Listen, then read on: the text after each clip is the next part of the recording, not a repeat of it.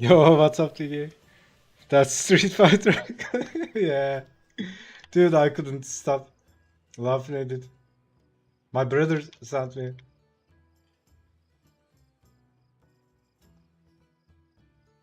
I was saying, like, he's like fighting with the trash can. uh, it feels like, he's actually fighting the person that gave that assignment, right? He's like, why do I have to do this? Like, the trash can kind of he kind of personified the trash can as that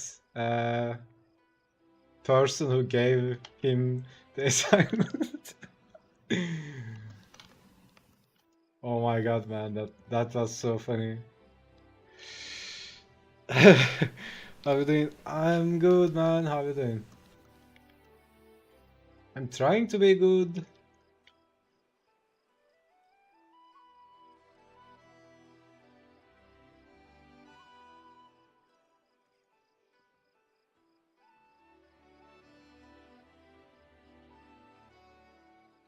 I feel the pain.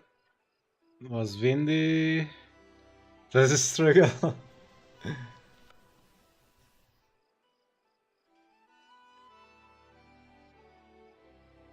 Yeah, honestly, I didn't think about the wind, right? Was it windy on that video? Now it makes sense, right?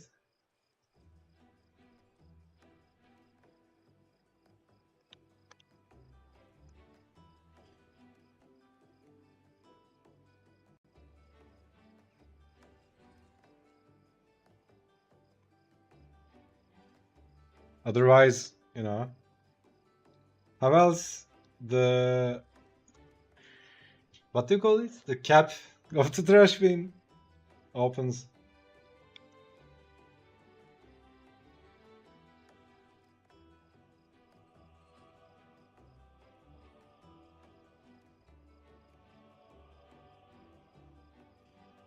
How you doing, man? Have you done with that long ass, big ass building?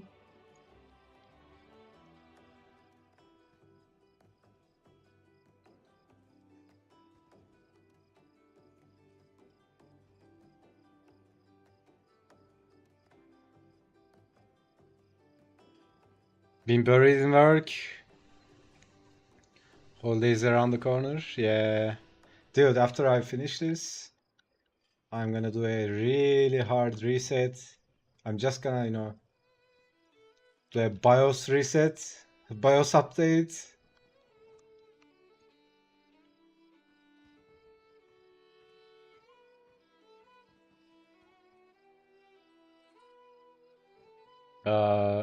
Lots of stuff coming up. Advanced that needs to get done. Yeah.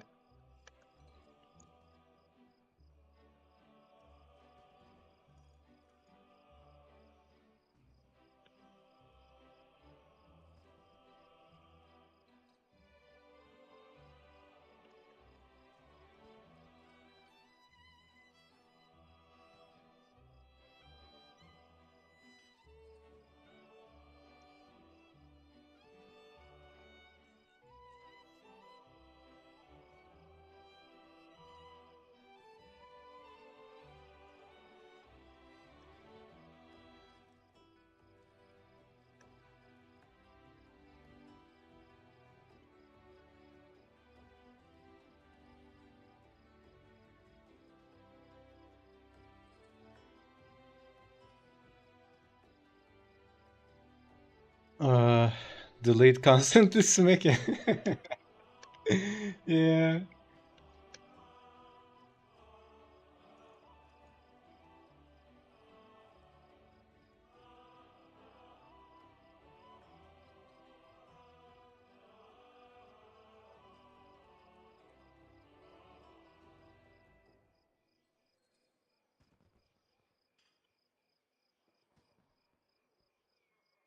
Finisher, yeah, it's just awesome, man.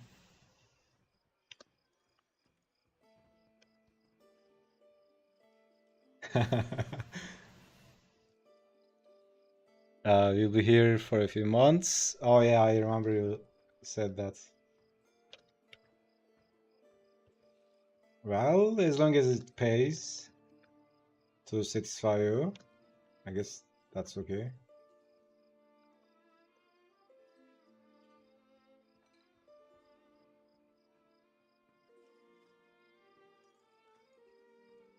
It's like, we were up for the challenges. It's like universe told you, or yeah, told you like, okay, TK, you like challenges? Here you go.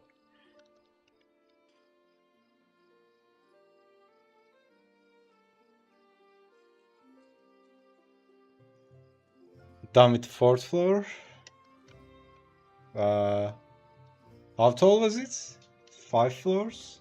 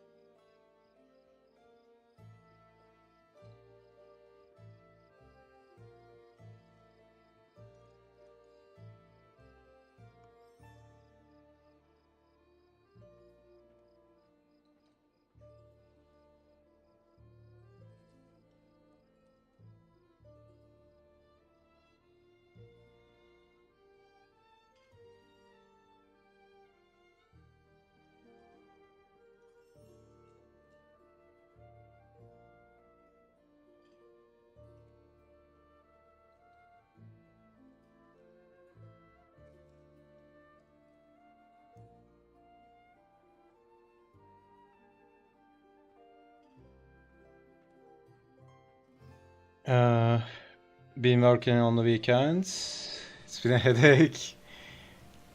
Yeah, tough shit. Uh, that's exactly what it feels like. Next chill job, yeah.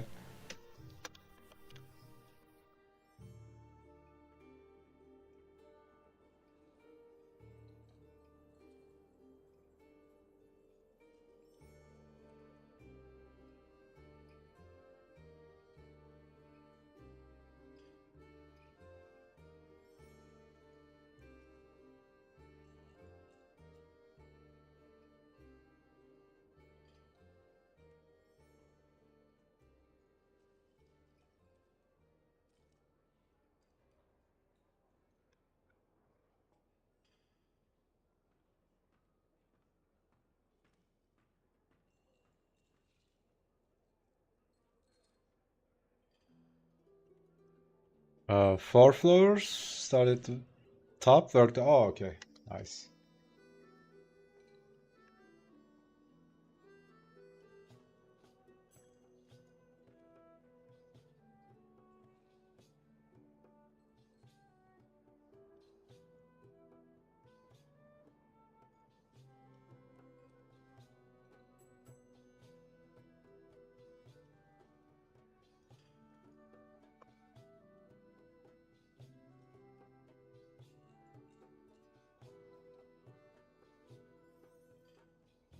We'll say this for keeping busy.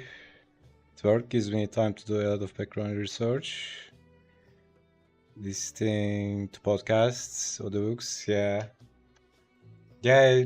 Remember the thing I said? It took me a long time to really understand it. There's this saying, like, if you want to get, if you want to get something done, if you want to get something done, give it to someone busy, right?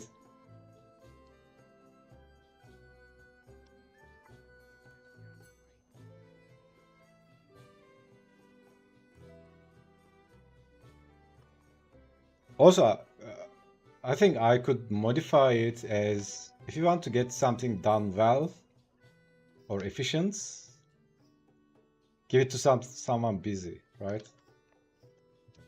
It's like if you have very limited time for something, you really focus on what's really important.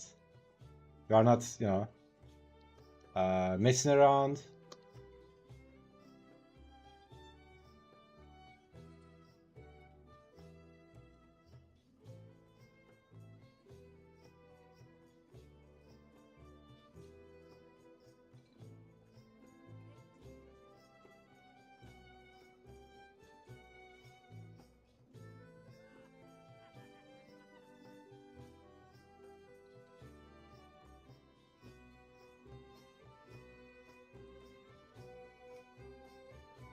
Uh, I was, I don't, yeah, you saying listing podcasts, books, and all that made me remember when I first decided to, make a game. Uh, it was like, you kind of know, but honestly, you don't have any idea, right? What you are getting into. Uh, I mean, I had a rough idea, but it's always more than you expect. But anyways, I just made a list. So here are the stuff I need to learn for the story, right? Here are the stuff I need to learn technically and all that. Dude, that list, that list was insane. I gave myself some amount of time. Obviously, of course, I didn't finish it. I'm still reading a lot of them, but that list contains like, books from Jung, depth psychology, mythology.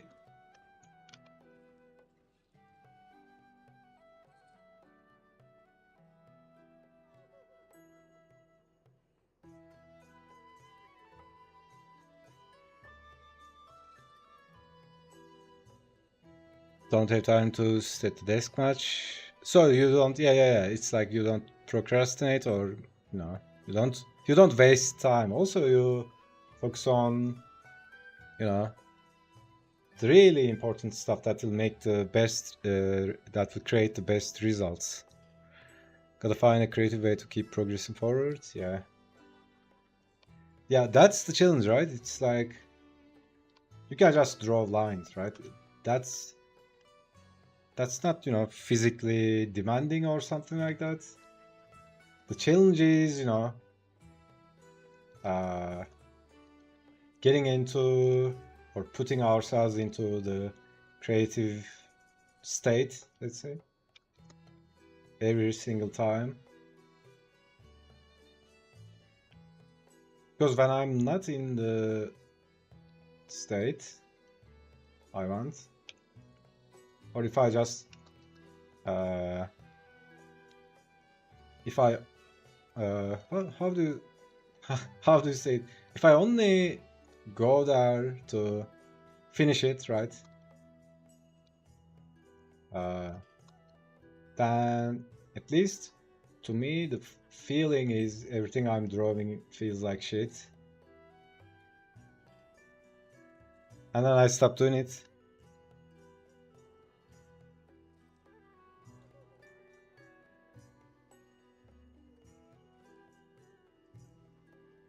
Yeah, it's so funny. Like,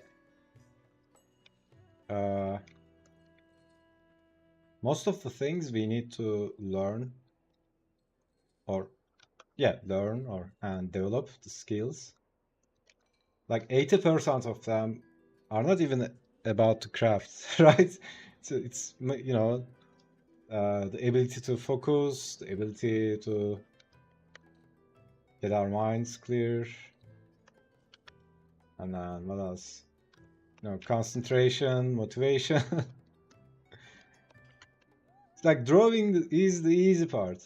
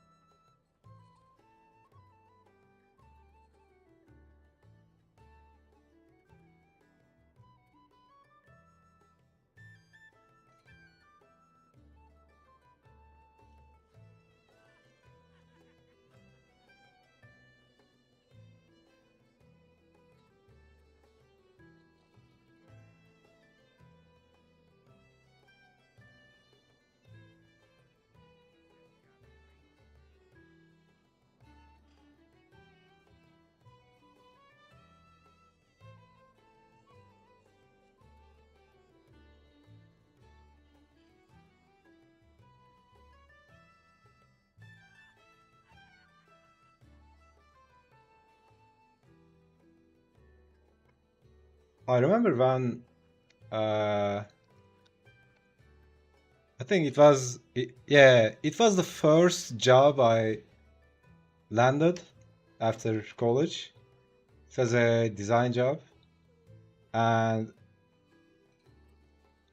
I was staying at my sister's place, and I was like traveling a long distance to work. So it was like I stayed with my sister uh, until I could get some payment and then rent my own place. But that 2 weeks, dude, that was so painful. It was like spending 1.5 hours on the road, on the bus. It was so painful. And on the bus, it was so crowded, and I'm trying to sketch some stuff. And the people around me is watching, because, they are on the bus. There's nothing else, nothing better to do. And they are commenting and all that. Weird conversations going on. It was so funny. But you know, uh, there's this. I wouldn't have it otherwise, right? All the weird experiences in my life. Like, I mean, I remember my first place I rented in my life. It was like the place. I we didn't even call it a home, right? It was like this. uh, if you come to Istanbul, you'll understand what I'm talking about. Dude, there's so weird buildings. Like, the place was literally a corridor, right? And there was a room attached to it, and the owner split that room with a modification, like a panel, and he was selling it like 2+1. And the other room that's supposed to be a room, it was the other end of the corridor, and it's just 10% bigger than the corridor. So, and there's the kitchen and the bathroom. Dude, this place was so weird. Like, it's the most weirdest bullshit I've seen. But I was like at the start of my 20s. I had so much fun in that house. Like, there were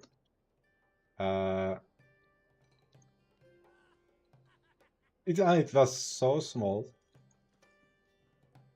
But yeah, I wouldn't have it otherwise. Those times when you are, you know, when you are young, you don't care. Honestly, I had uh, better places, but that shitty place, dude, we had the most wild parties there. It was so good, man.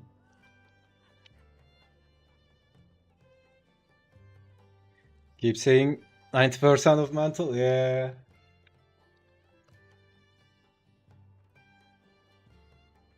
I mean, obviously there's, working on the craft and all that.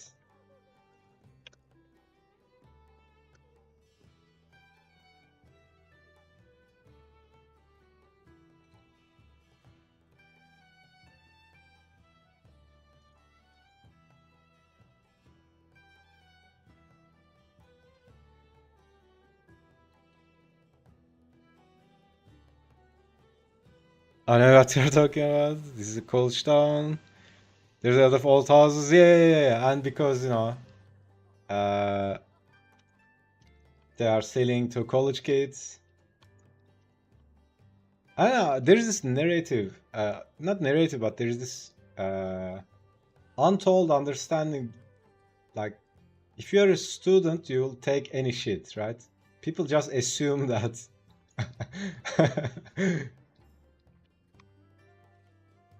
So, in here, when people are posting posting online for, you know, rentals, they usually, you know, write something like for students, right? It's like, you know,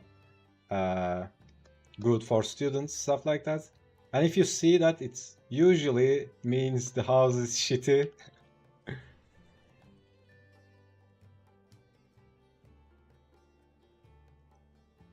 Landlords, developers don't give a shit. Yeah, these kids just need a bed. Yeah, exactly. Yeah,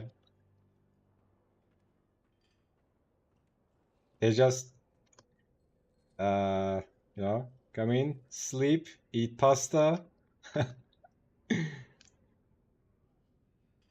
That's what they get. Yeah.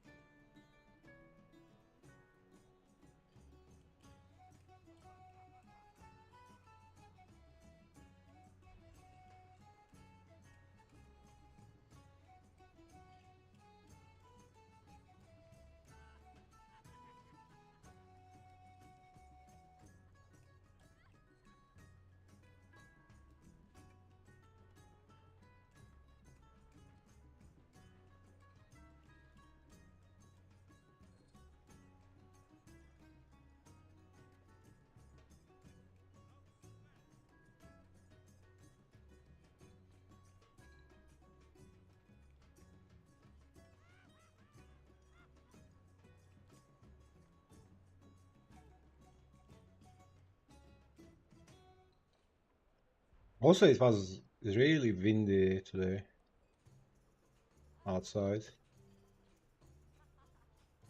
So I don't know if I told you guys.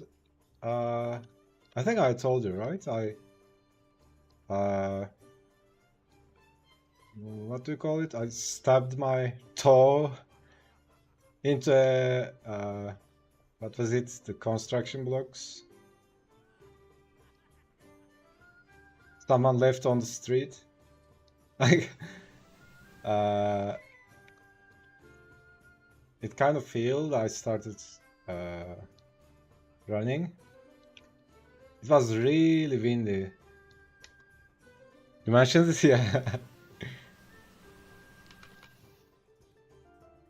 Dude, I sweared so much to the guy who left it there. Like, he probably had his ears rang.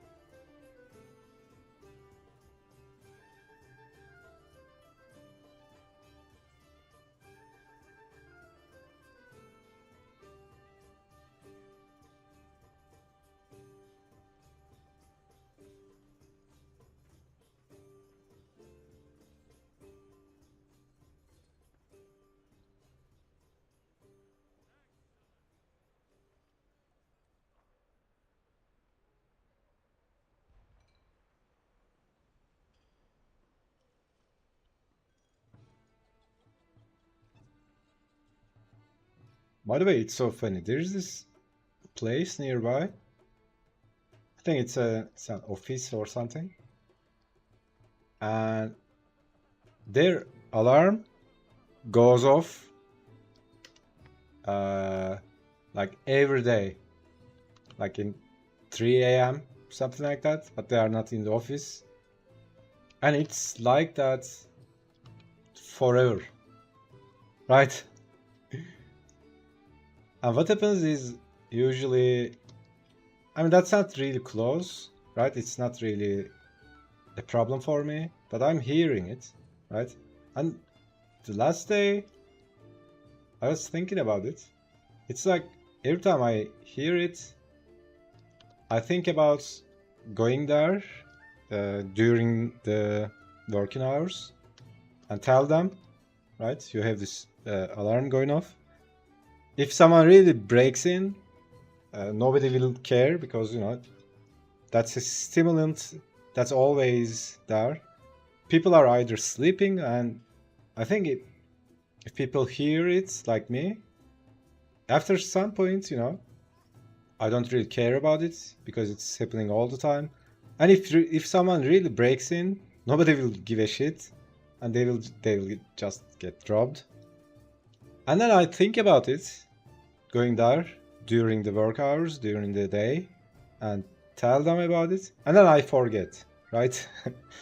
And because it's not really a problem, it's not really disturbing me, it's not really close, so it's not waking me up or something. And then I thought about it. And probably that's what happens with people, people around them. Maybe it wakes people up, and then they just go back to sleep.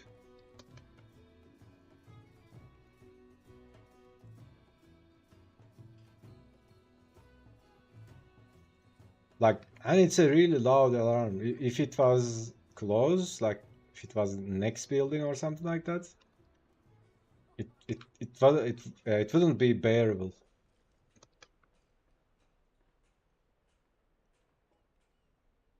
So what you're saying is you play in the heist? Nah, I don't think they have anything valuable. Like it's some kind of I don't know what it is. It's like,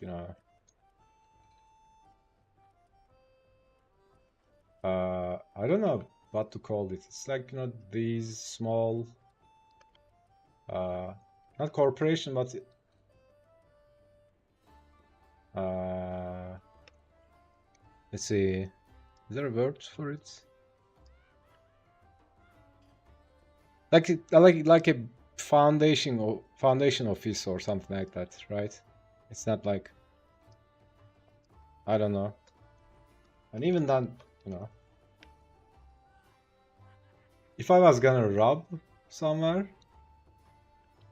if you are going that lane, I would at least, you know, because it doesn't matter. If you are going illegal, it's the same risk, right? So my thinking process is like, if I'm gonna do it, if I'm gonna go to the dark side, at least, uh, at least play big, right?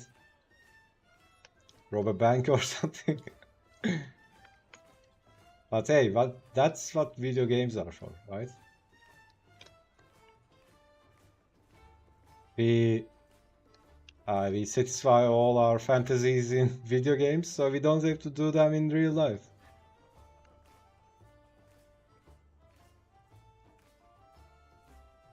Yo, Chibi, what's up?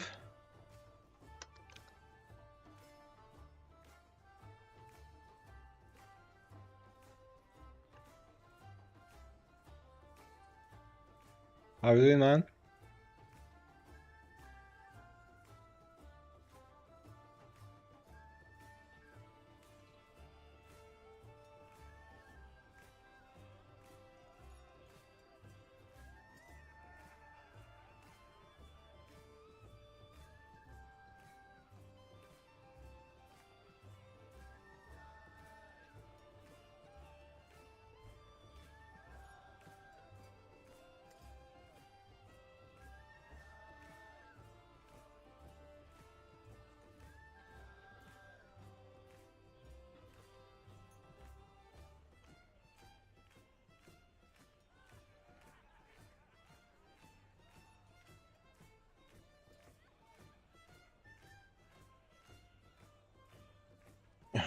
Good, just a little bit swamped with work. Chibi can be the getaway driver, I guess. So who's the muscle? I mean, I can climb. I've been doing parkour for a long time. I can climb, uh, do some backflips.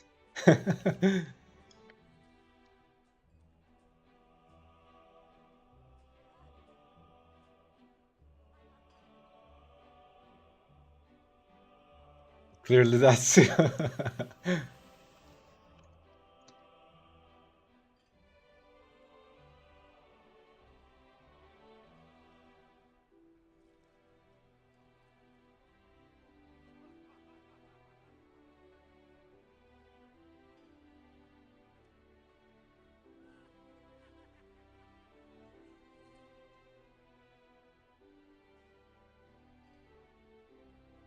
I'm a little guy, sneaky scout. So we need some muscle. We need a. I mean, I can fight, but I'm not really a violent guy. I think there's not much fighting. We might just need to knock out some guards.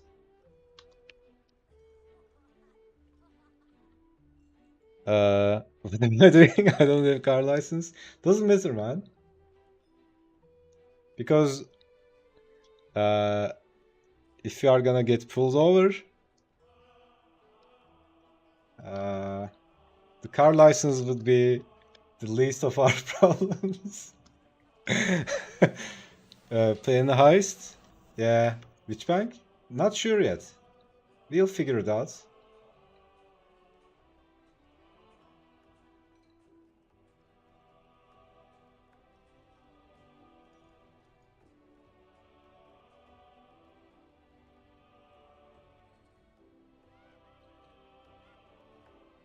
Man, that reminds me of Saints Row. Have you guys played Saints Row?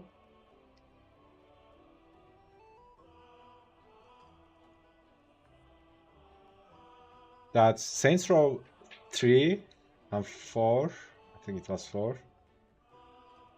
Those are one of the best games I played.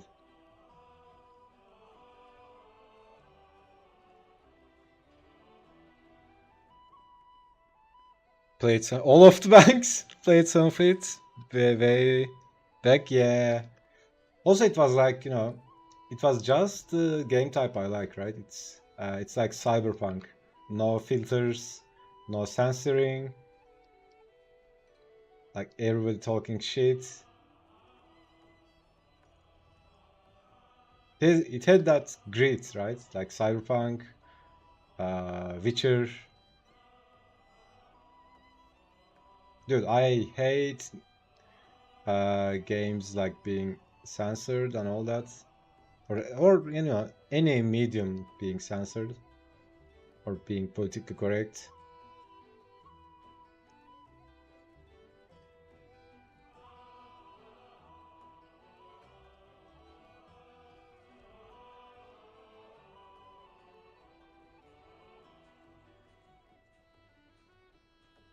Oh yeah, I also started watching Arcane. Dude, even though I hate LOL, oh my god, man, the animation, the art style, so good, man.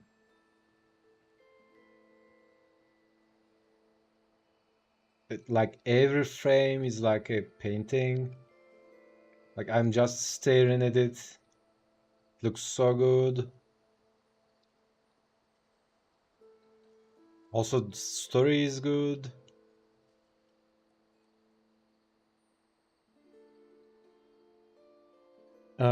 Some mature audience, sometimes not mature enough. Been developing ideas for the one shot. Half time I'm like, can't print that for the art fair. Shot for later. Uh, you mean the ideas that's gonna be a problem?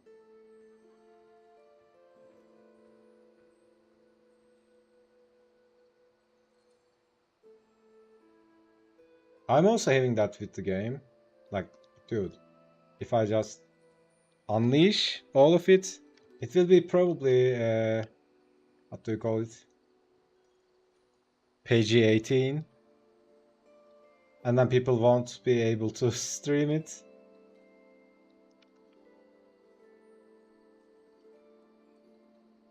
I'm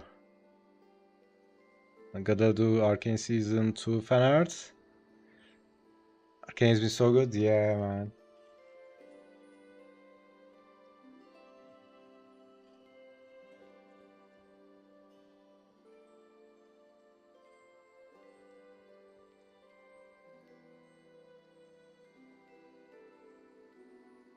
Yeah, Riot Games making a really good job with these side projects. Like there was a game we played with my niece. I think it's a character from League of Legends, but it was a different game. Like, what was it? I don't even remember the name. What was it? Like there was this Yeti, like snow giant, and there was a kid. It's a third-person game.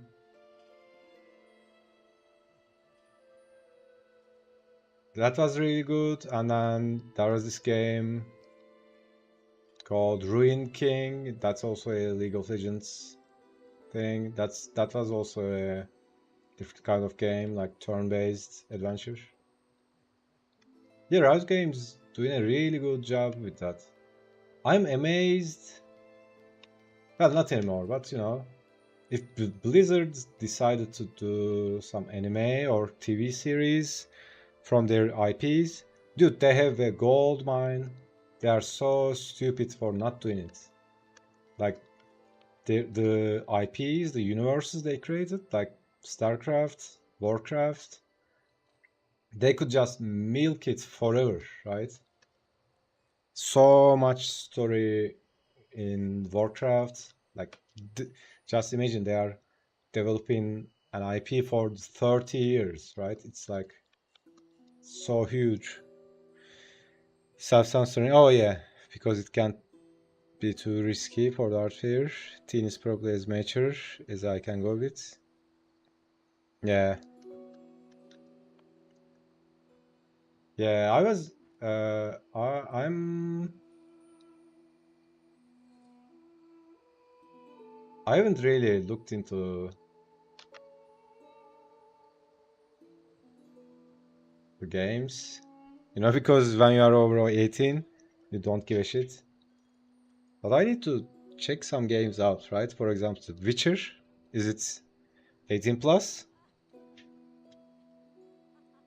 Usually games like that is like 13 plus. I remember World of Warcraft was 13 plus, and but we used to play it with my niece when she was like 8, 9, right? Because you know she would just create a panda character, just you know do some quests, run around, or she would just do a night elf, just run around in the forest.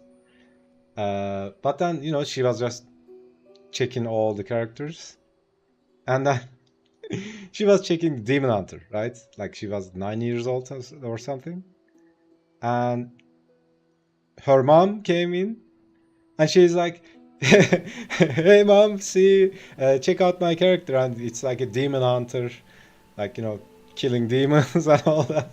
And her mom, my sister, was like, "Is that appropriate for you?" She showed her mom the worst thing she could show about the game, and then her mom forbid her to play World of Warcraft. I was like, good job. From everything you could show in the game, there are like pet battles, all the chill stuff, all the cute stuff. You just show Demon Hunter to your mom.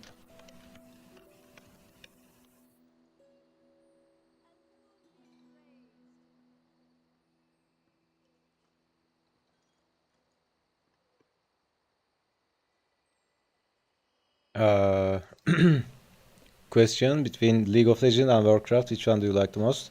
I fucking hate League of Legends.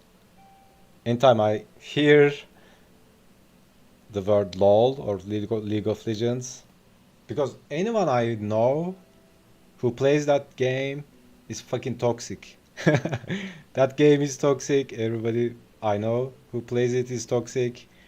It's like porn to me, right? League of Legends equals porn. But the art people do in Riot games, it's so amazing, man. I respect that.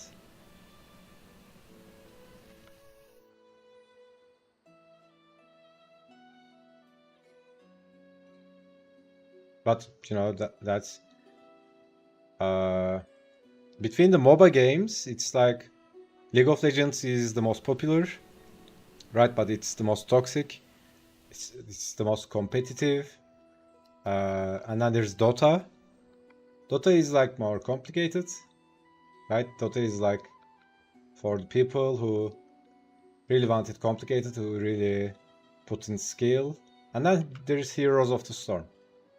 I played Heroes of the Storm, and you know I like it because Heroes of the Storm is more like a fun game, right? You can just chill out, and there's There's, there is also, you can play it competitively, but I just go in, do some brawls.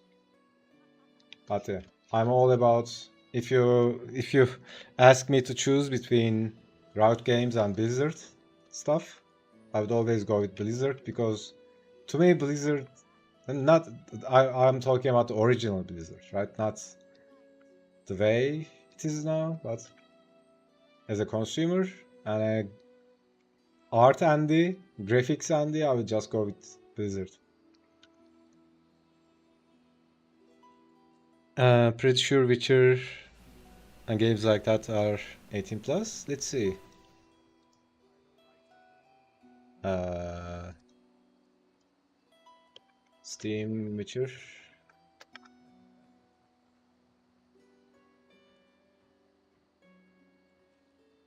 I was at some point I was checking out the requirements for rating the game you are publishing. So where does it? Okay, here. Okay, it's 18 plus. Violence, bad language. So what else we have? Like flamethrower, flamethrower 4. Yeah, this is definitely 18 plus. Cyberpunk is 18 plus. I'm 100% sure.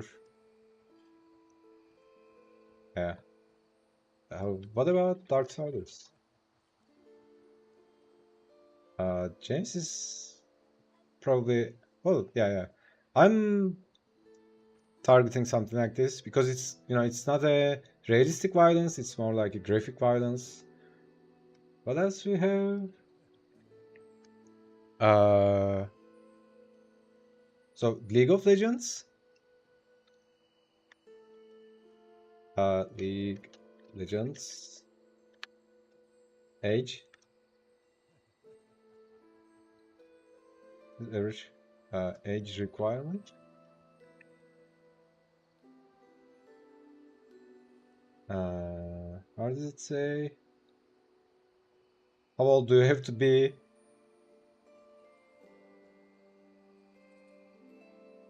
Dude, this is a long article. Just give me the answer. Where is it?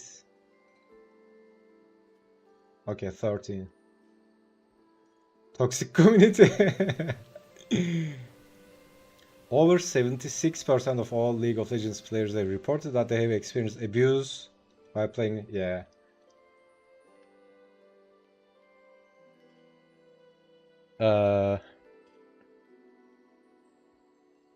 It's rated mature, yeah. And the lesson she learned from her uncle in that moment was secrets, yeah. Same, I have no interest in League of Legends, but Arcane, yeah, it's so good.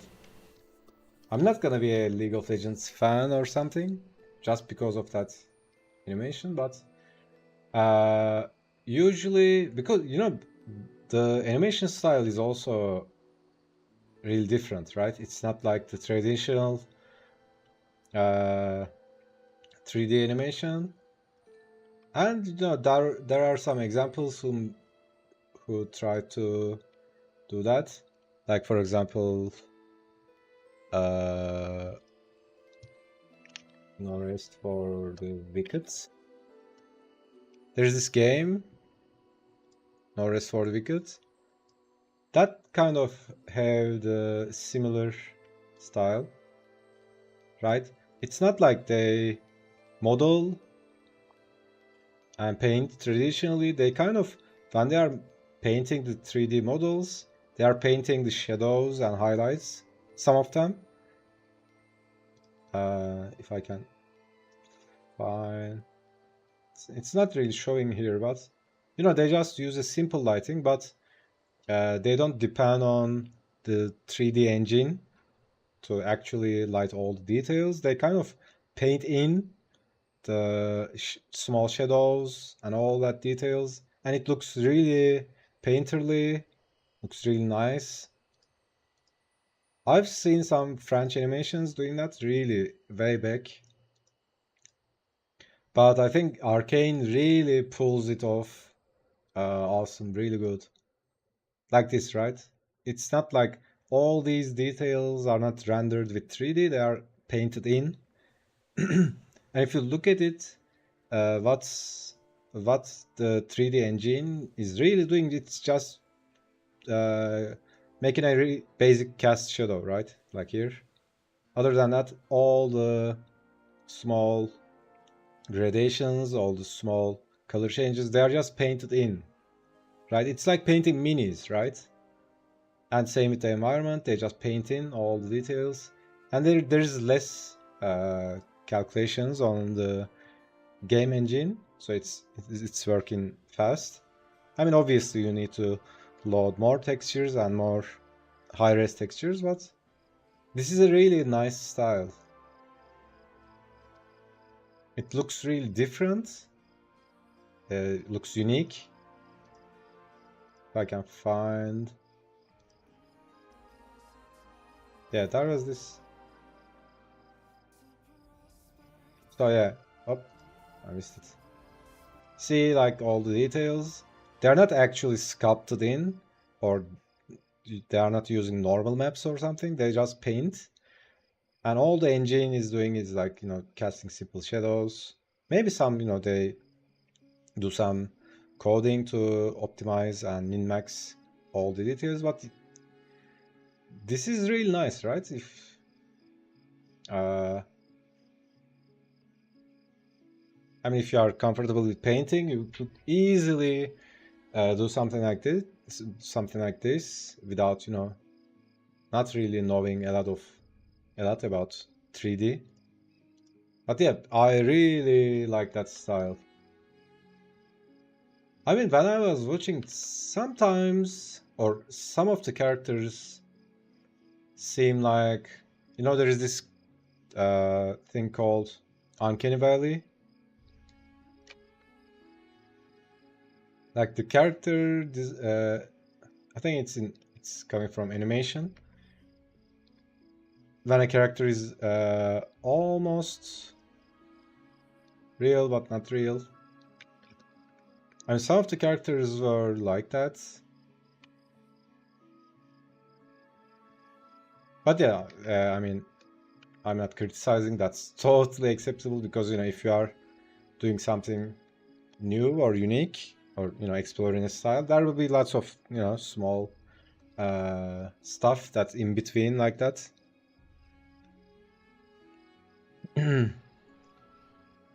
Weird Dilemma. Never heard of Heroes. Yeah, it's free to play.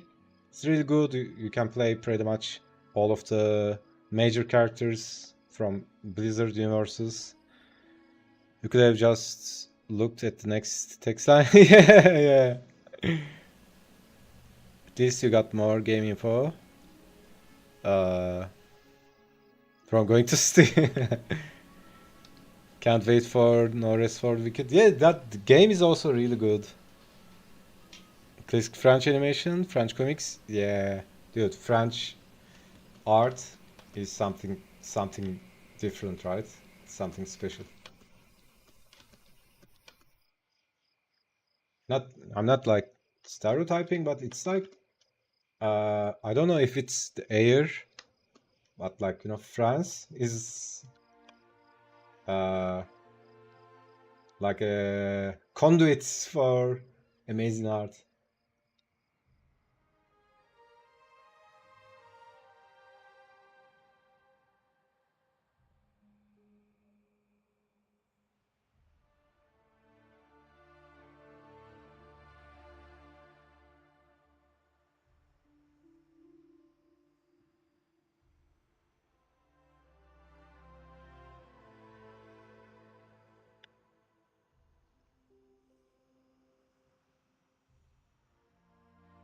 The baguettes, maybe, or the croissant.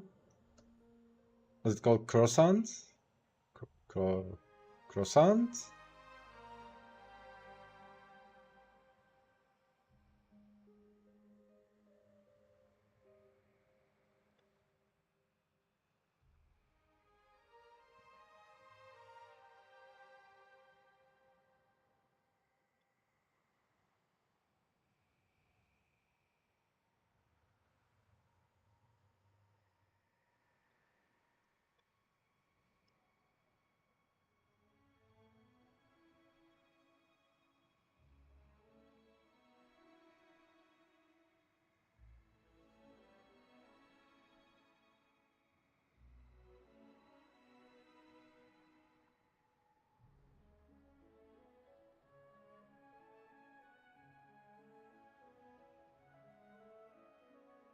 Something in the bread.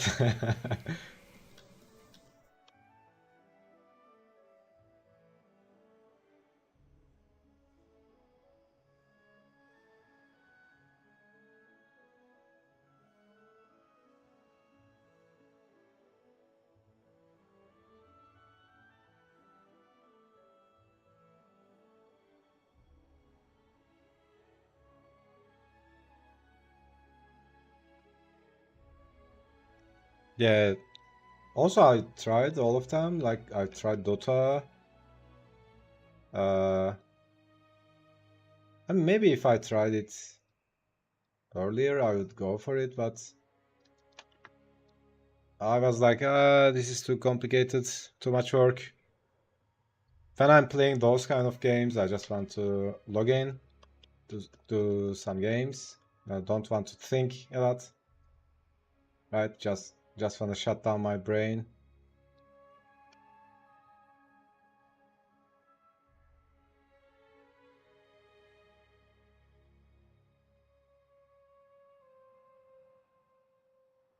And League of Legends, even though I had lots of prejudices and biases, still I just gave it a shot, right? But I installed it. That was so funny. I installed it like 15 minutes into the game. I was gonna throw up.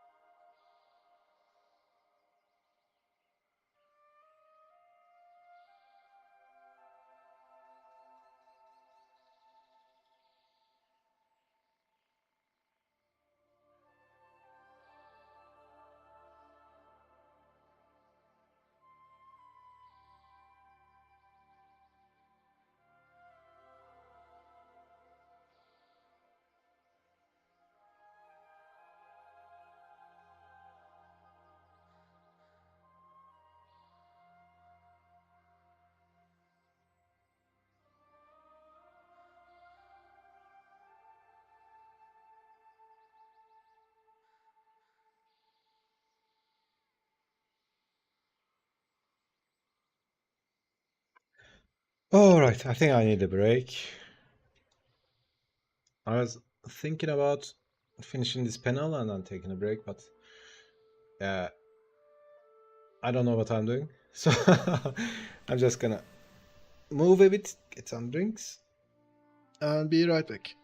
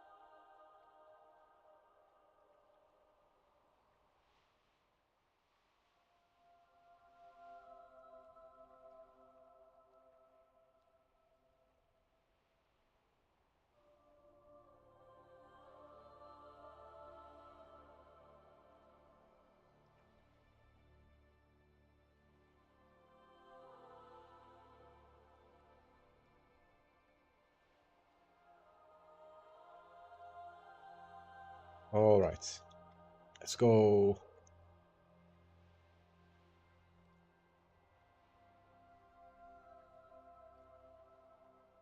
Funny, remember I was talking about streaming on Twitch? I was just gonna try it out. One of those days when I was having problems with the internet. Like I went online like 20 minutes into the stream. Internet crashed,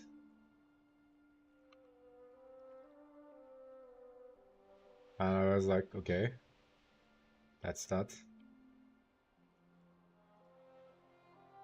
And then I've seen some people complaining about like Twitch cutting off ad revenues from streams, like 80%. Uh, yeah, that's a big no. I mean, it's not like I'm gonna make a significant amount of money from ads, but yeah, this that's a reason to not invest in that.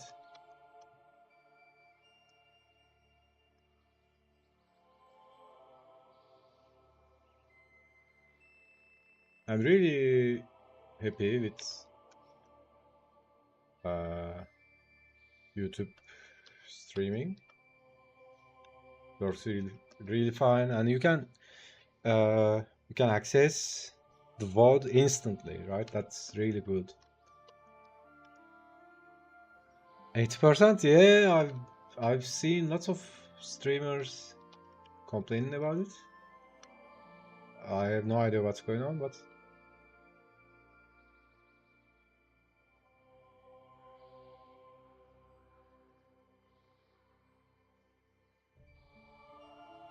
that's kind of fucked up.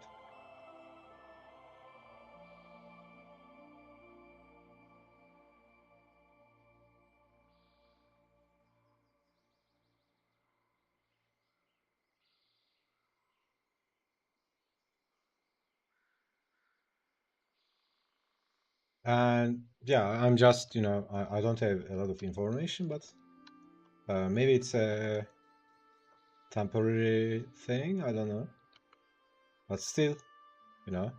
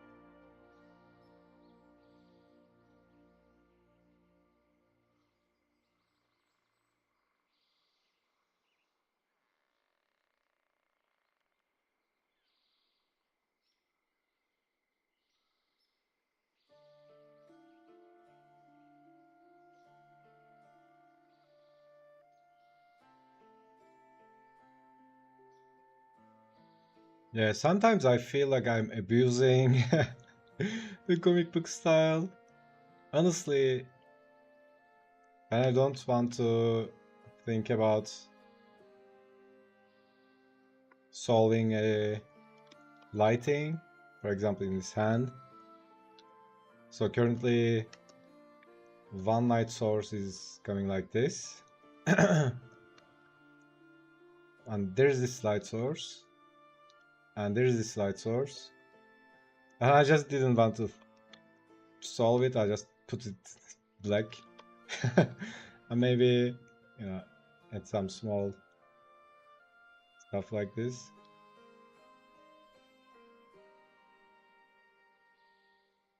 And that's the wrap. Yeah, but I think it's now and then it's okay to cheat a bit.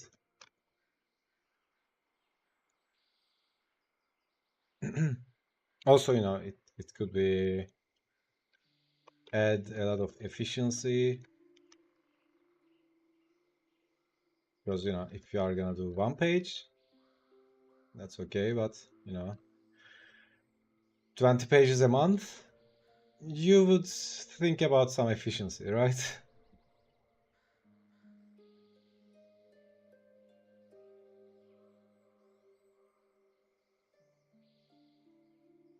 I myself doesn't go to Twitch nowadays. YouTube are more fun. Yeah, honestly, I started streaming on Twitch like a couple of years ago. I think YouTube is more accessible, because pretty much everyone in the world knows what YouTube is.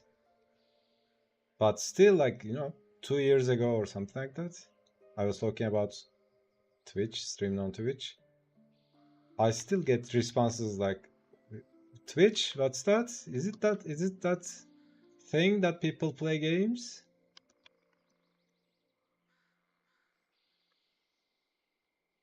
So yeah, there are I think Twitch has some core community, but other than that,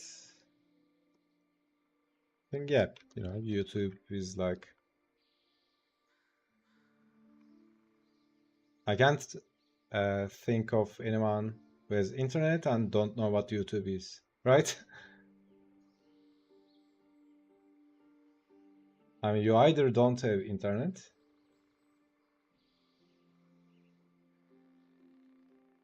to not know what YouTube is.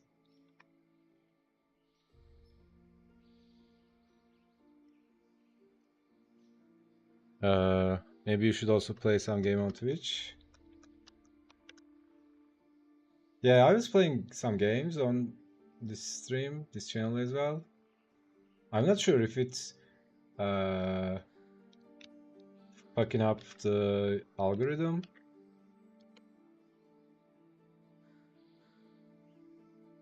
because I don't know if it's always changing, but the last time I checked, YouTube algorithm works better if your channel has only one category.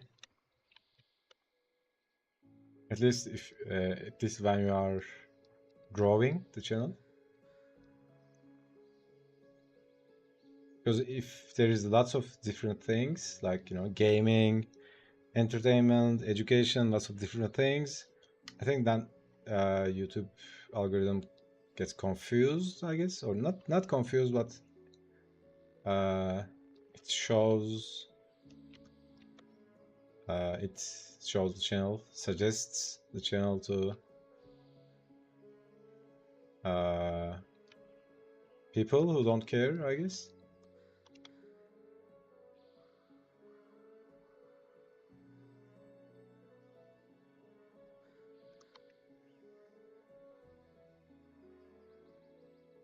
Multi-channels. Yeah, honestly, I'm not I'm not doing the streaming thing as a main thing. I'm not like a streamer, right? I'm an artist who streams. That's more like it. Yeah, I don't have a problem playing games now and then. But yeah, that sounds better. Play games on Twitch. But usually, that as well, playing games is not something I'm, you know, what do you call it? Aiming to, make a career out of it. Being a gaming streamer or something like that. So that's also, something I do for fun, hanging out with friends.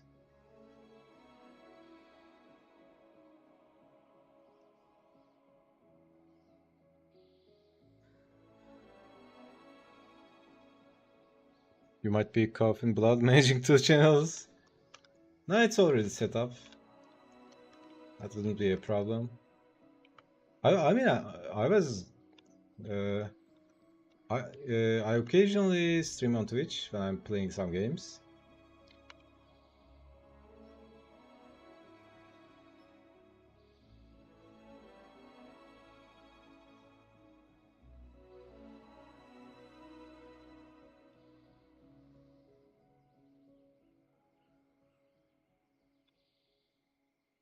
But yeah, it's not a big deal. Maybe today I can play some Heroes of the Storm after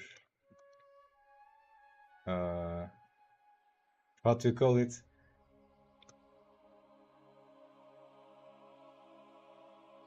Uh, my mind turns into a potato because usually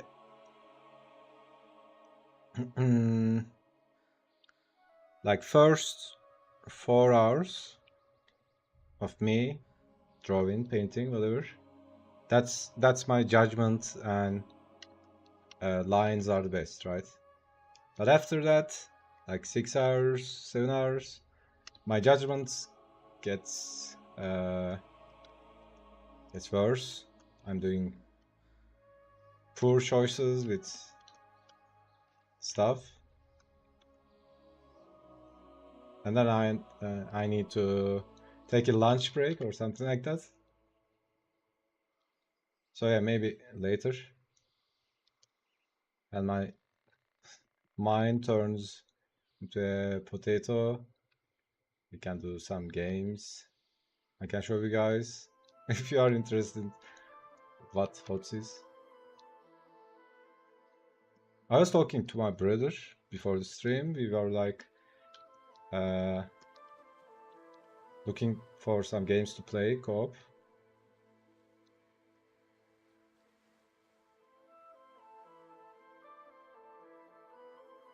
Oh yeah. I was also Hearthstone started an update. I was also playing some Hearthstone.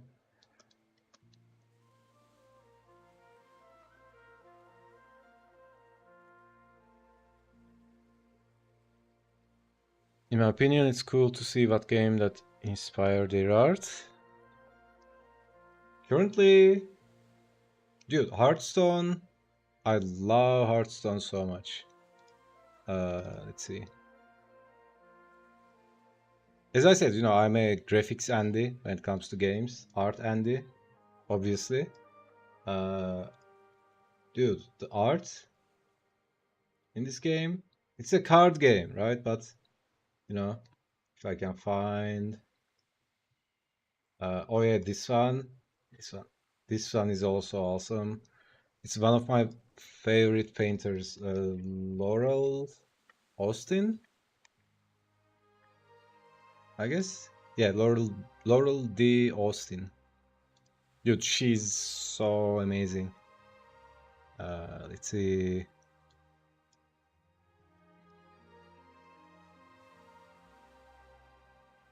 Dude, look at this. This is so insane.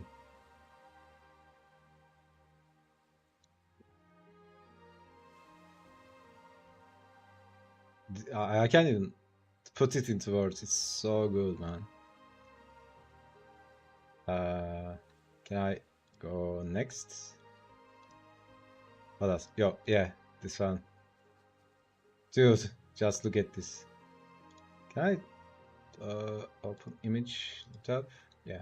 Dude, look at this. Just so good, man. So yeah, it's a card game, but you are looking at amazing artwork when you are playing the game. So it's like feeding you all the time, right? Because what you see all the time, kind of your mind kind of internalizes, right? That's why I love Blizzard games. They were, I mean, World of Warcraft. I've been playing it forever. There were some expansions I liked and I didn't, but one thing is guaranteed: whenever you play a Blizzard game, it's guaranteed there will be amazing art, right? So that's always a yes for me. I mean, I just I can just stare at this forever, right? Just looking at the background characters, the lighting, the style of painting, the brush strokes. It's so good, man. I mean, in a perfect world, if I had the time, I would just invest, be a painter who can paint like this. So good, man. And whenever I see one of her paintings, I always have that uh, urge to, like, that feeling. Man, I want to paint like this. So good, man.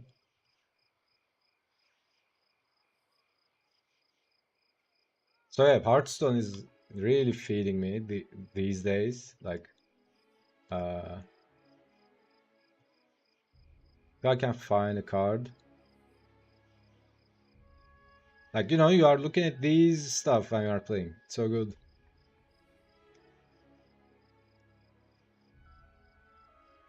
Oh. And then, what else? What else I'm playing? Yeah, these days I'm playing Heroes of the Storm, Doom, as always. I'm always playing Doom. Uh, Hearthstone, Heroes of the Storm, Doom. What else I've installed? Oh yeah, Wayfinder, the new game from the guys who made Darksiders. And then yeah.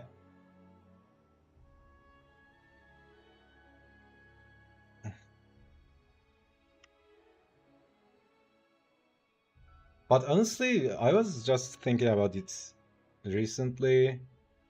I've been working on this game a lot. Let's see. Load. Europe.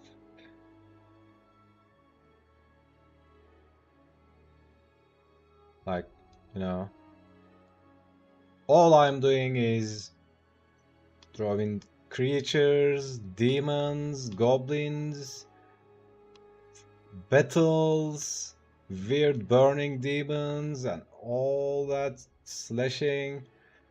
Like, I feel the need to draw something else, right? Maybe some chill stuff instead of always this stuff. Uh, like for a while, couple of weeks, so I don't see it in my dreams.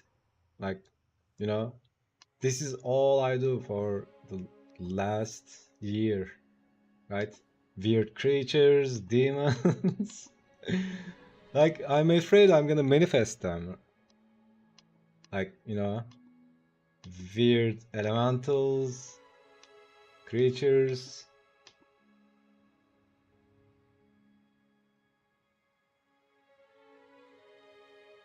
So my psyche is, kind of fucked up right now. Drawing demons and battles all the time. It's not.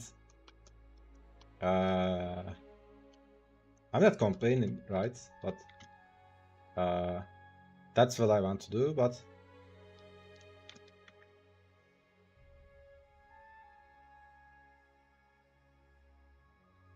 yeah, maybe take a break. Probably on December, take a break. Just chill out. When I want to draw something, maybe draw some cute stuff, or like some beautiful ladies and all that. And for a time, that's all I did, right? I was just doing figures, like just doing ladies. Also, what you feed your body kind of determines how your body works. And same with mind, right? What you feed your mind with kind of determines the quality of your psyche, right?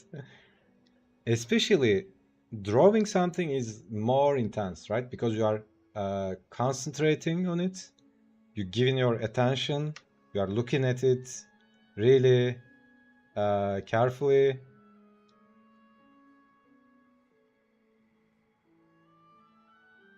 So that's like, double throwing shade at gamers, calling them potato brains. No, dude. Like, uh, to be honest, playing games is not a challenge for me, right? And I've seen it over and over again. I've seen streamers who are doing art, like drawing stuff and all that, and then they switch into being a gaming streamer, right? Because let's be honest, which one is easier, playing games or creating art? So yeah, I'm not shitting on gaming. I love gaming.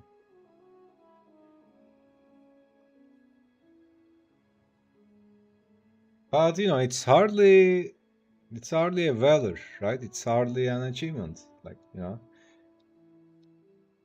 I mean, I'm saying League of Legends is toxic, but now and then I come across into a team where there are weird people like talking shit. And usually, I think it's common in mobile games. Like, if you if someone wants to get at you, they insult you, like, like you have no skill, or they say something like that.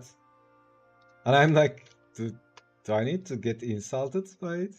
Like, how dare you call me unskilled? Like, okay, you play video game. So what? Right? It's hardly an achievement. So funny, right?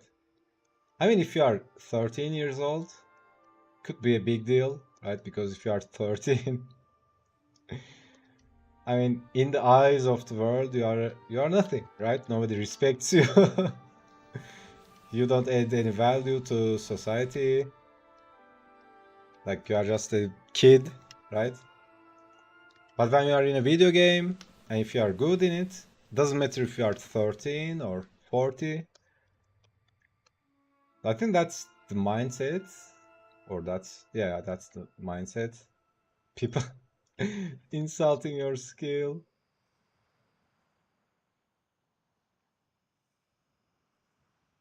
So feels so funny to me.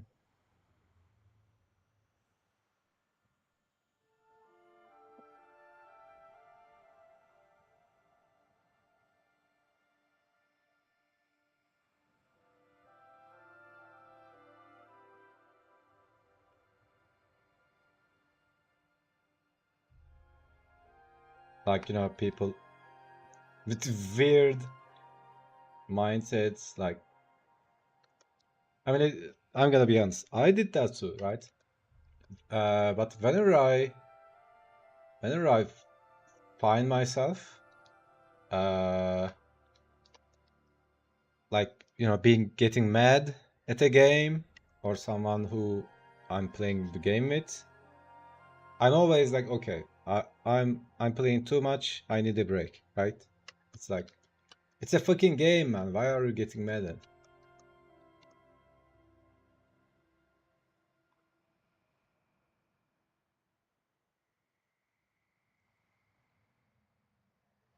because by definition or by nature of it, if you are getting mad at something, that means you care about it, right? You are invested in it. So whenever I get mad at a video game, I always, take a step back. Okay, I thought to myself, okay, I'm too invested in this stuff. Let's do something else.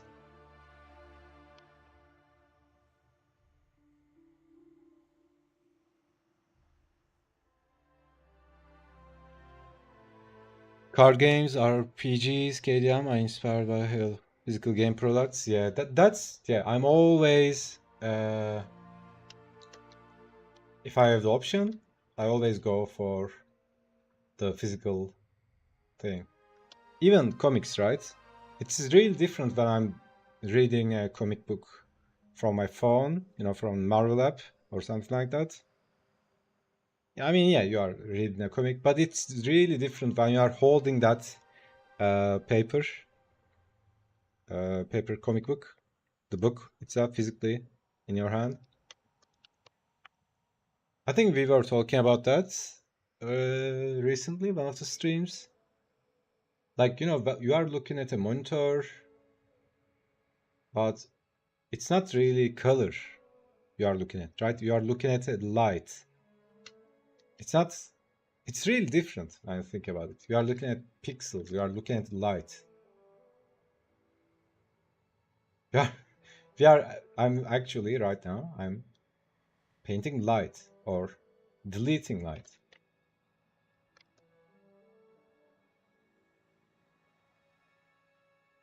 So that's also something. I mean, sometimes I kind of get tired of, drawing digital all the time. That kind of makes me weird, like, looking at a pixelated box of light constantly.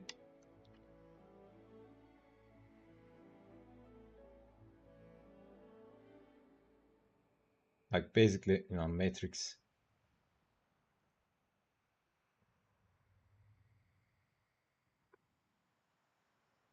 Time to draw a cute golden puff. Yeah. Dude, I have the weirdest dream. Oh my fucking god. I was talking about it. I was telling it to my brother. In my dream, I was having a, what do you call it? Uh, yeah, I was arm wrestling with my dog. That was so fucking off the wall, out of nowhere. I woke up like I was like, what the fuck was I just dreamt? It was so funny, man. And he was holding his arm, and he had a really good grip, right? He was gripping my hand really tight with the dog paw. That was so funny. Yeah, we were picked up new omnibus of a series I'd never heard of, just based on design. Yeah, yeah. Good thing about being reading comics as an artist is you don't have to uh, like the story or the characters or whatever. You can just grab it just because it looks good, right?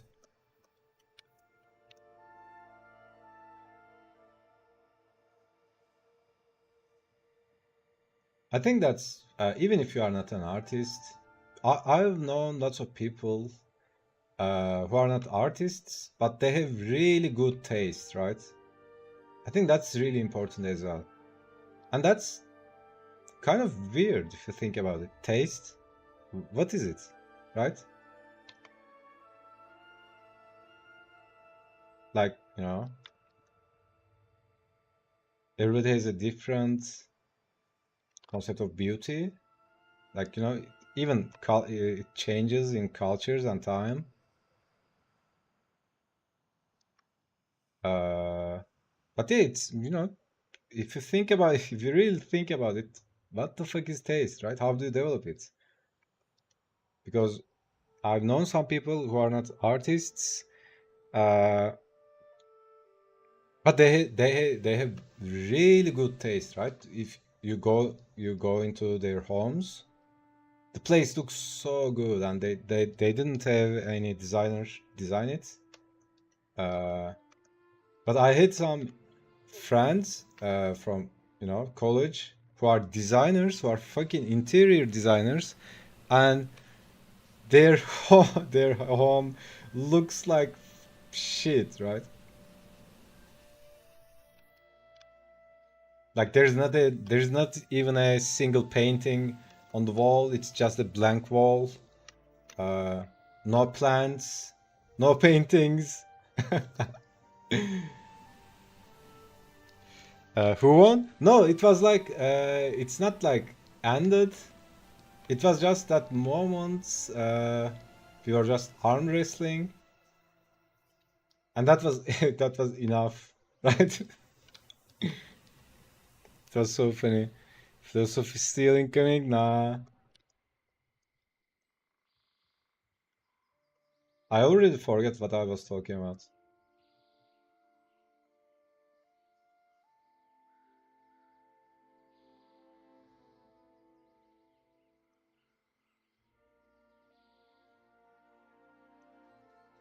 Yeah, taste, aesthetic. Yes, yes. That's what I was talking about. It really is a kind of fascinating subject.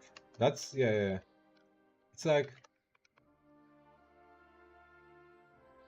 maybe you can call that a gift, right? Some people have it naturally.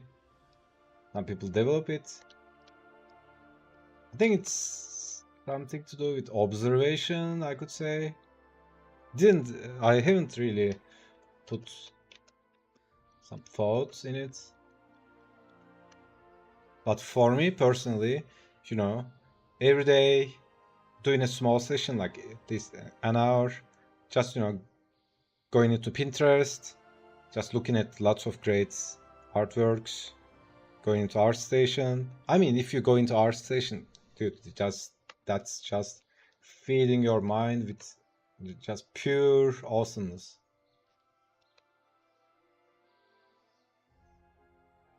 And then making boards, picking them, looking at them, printing them, hanging them on your wall. For me, doing that for decades kind of uh, helped. Other than that, I have no idea about how you can develop the taste, right?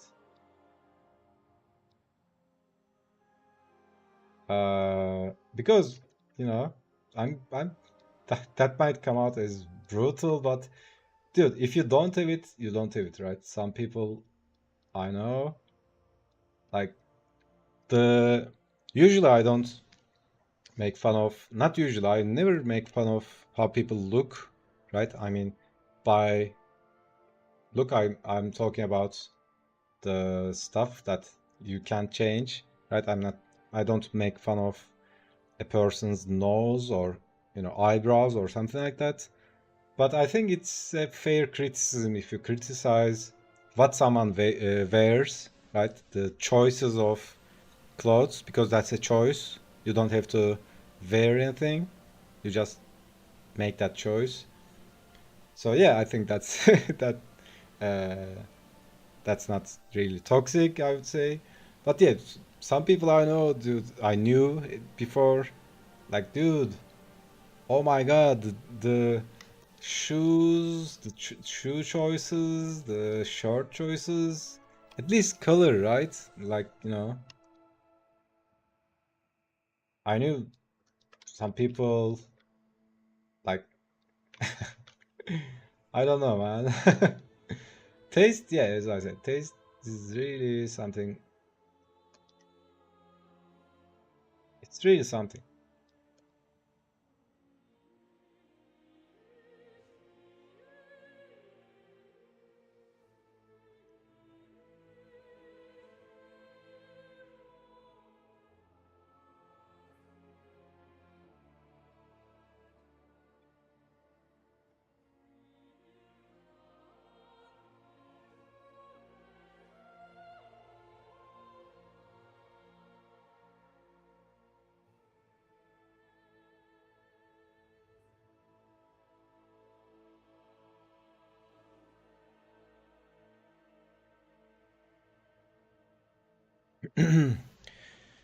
Like there are certain rules and guidelines. Yeah, I mean you can, when it comes to color, there are some specific things like opposite colors, neighbor colors, all that. But there's also intuitive taste, right? Some people just spot on.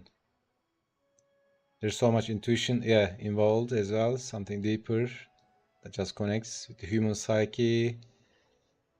Yeah, I call my style hobo chic. Hobo chic? Hobo chic?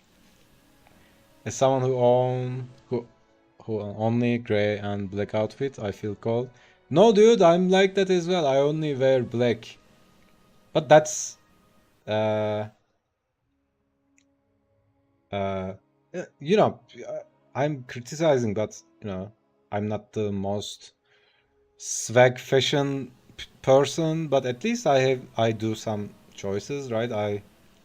When I'm trying to or when I'm buying some shirts and all that, thinking about the tones, color schemes.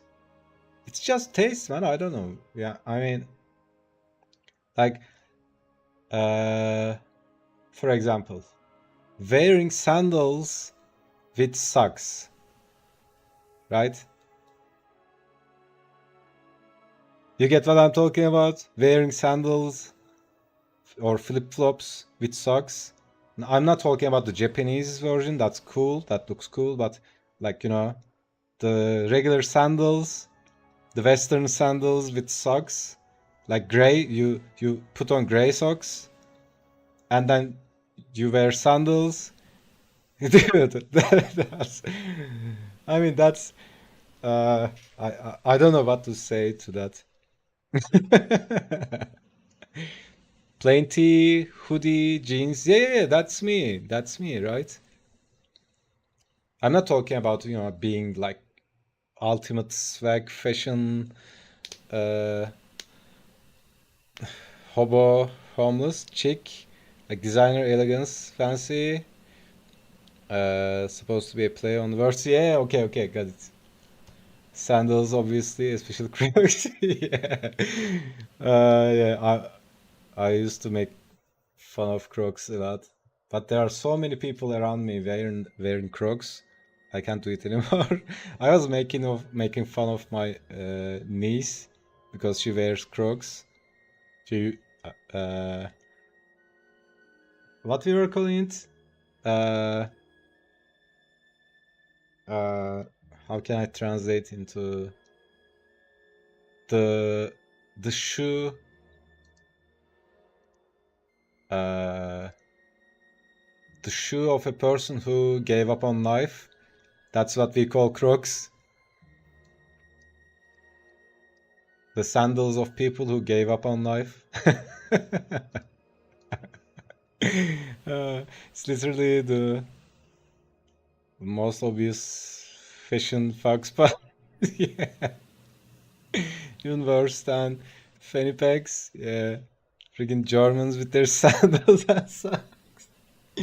Yeah, communist shoes. Is it a German thing? I have no idea.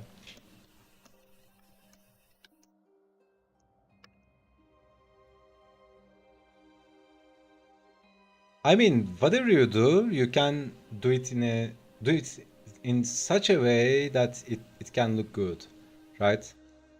I think that again comes to taste, right? You can do it in a way that it can look really cool, but you can also, if you don't have taste, you can also buy the best shit, but you put it together in such a way it would look so horrible.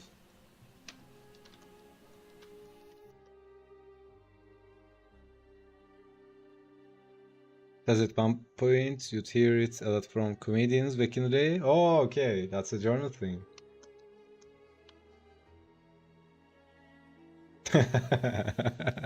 Uh, that's nice.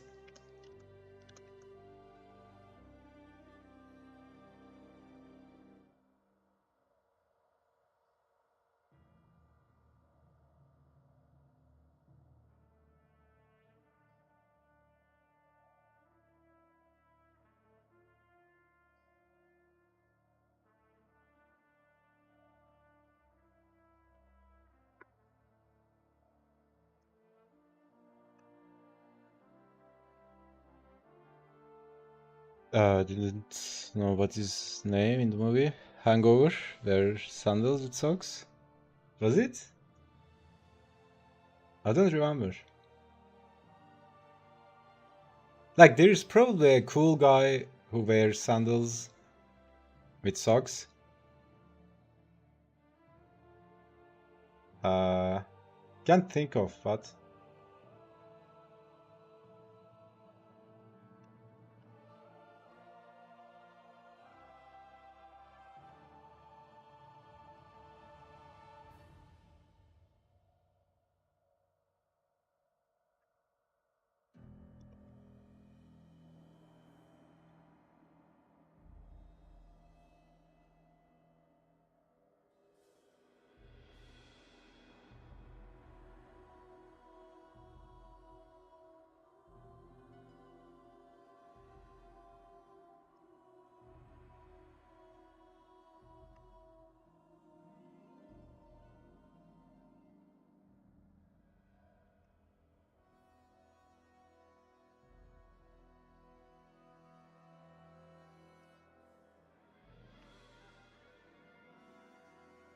Everyone thought he was funny and cool. Yeah, yeah, yeah. I mean, yeah, again, it's like, it's not like this certain thing. Like, if you do that, you are when a funny person does it, it can look cool, I guess. Rules can be broken in the right context. That's what I'm trying to tell about the taste, right? It's like, uh, uh, like taste also means that, right? Like making it in a way,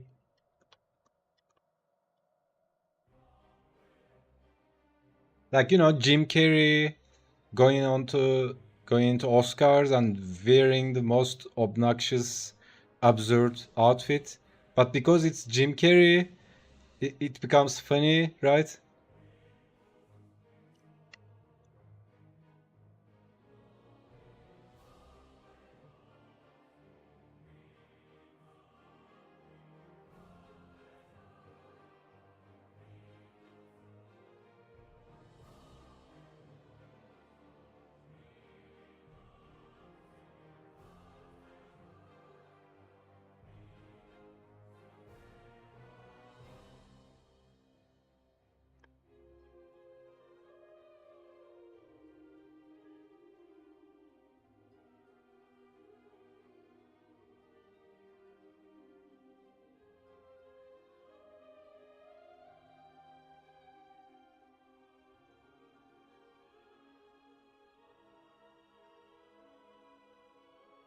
Dude, there's this weird bug.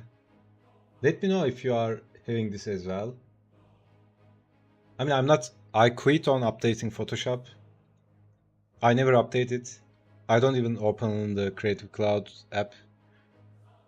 But, like, I'm drawing, like, and Navigator is open. At start, it works fine. As I draw, uh, it becomes like, there's this, I don't know if you can see it. There's this part that it's not showing. Maybe it's a graphics driver bug, or maybe it's Photoshop. I don't know. Let me show you. Let's see. From the top. Let's see. Okay, yeah, this is perfect. So see here. Just look at this part. I'm just starting drawing, and that part starts getting cut off. Right? What the fuck is this? Look at this.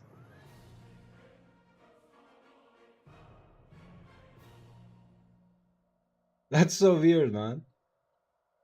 Because I was thinking about using this in short videos, right? Because I was always having problem when I was editing videos for shorts because it's a different format and I need to always move the canvas, cut, crop the canvas. But this is standing still. I can just put it in a short canvas and speed it up, and it would look like this. But what is this, man? What the fuck is this? Like this part is like it's rendering. So so here it is, right? If I don't close it, close and reopen it, it goes like that.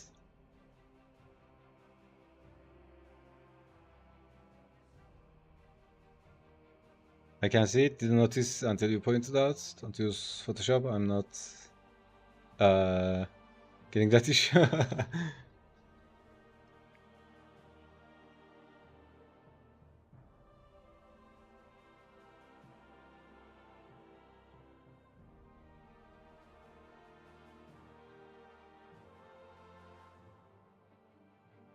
Next page, try starting from the bottom of the page. No, it doesn't matter. It happens in everything. Because one of them I started drawing a panel on the bottom. It just goes from top to bottom. See if it cuts off to bottom up. No, it just cuts from top to bottom.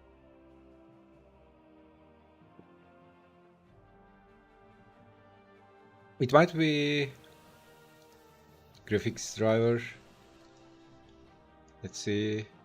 Do I have an update? Yeah, there's an update, but this has been going on for a time.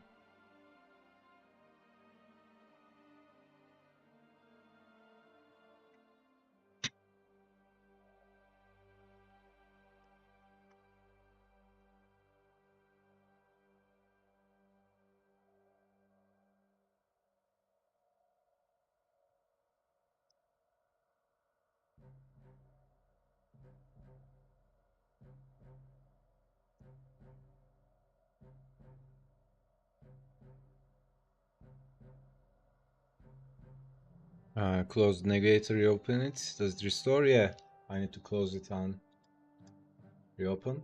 Becomes restored.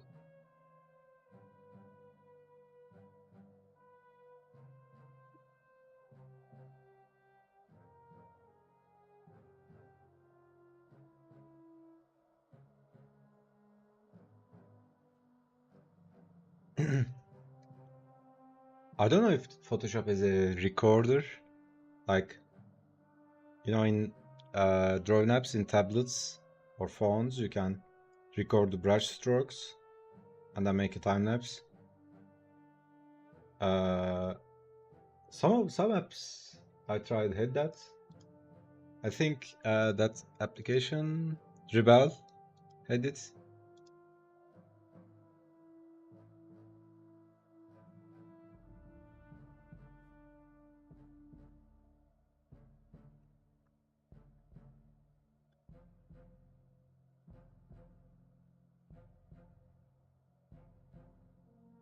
I'm on mobile, it's kind of hard to see. Yeah, it's not a big deal, but uh, I was thinking about making the shorts from this. Then I realized that that's happening. Faint line navigator and eventually cuts off. It goes down as it progresses. It's weird. Clip is a built-in time. Yeah. I'm probably gonna switch to Clip this month. My subscription is ending with Photoshop. I mean, I have the complete Creative Cloud subscription. That's kind of an overkill because what do I use? I don't even use anything other than Photoshop. Sometimes I use Audition to convert or process some audio files.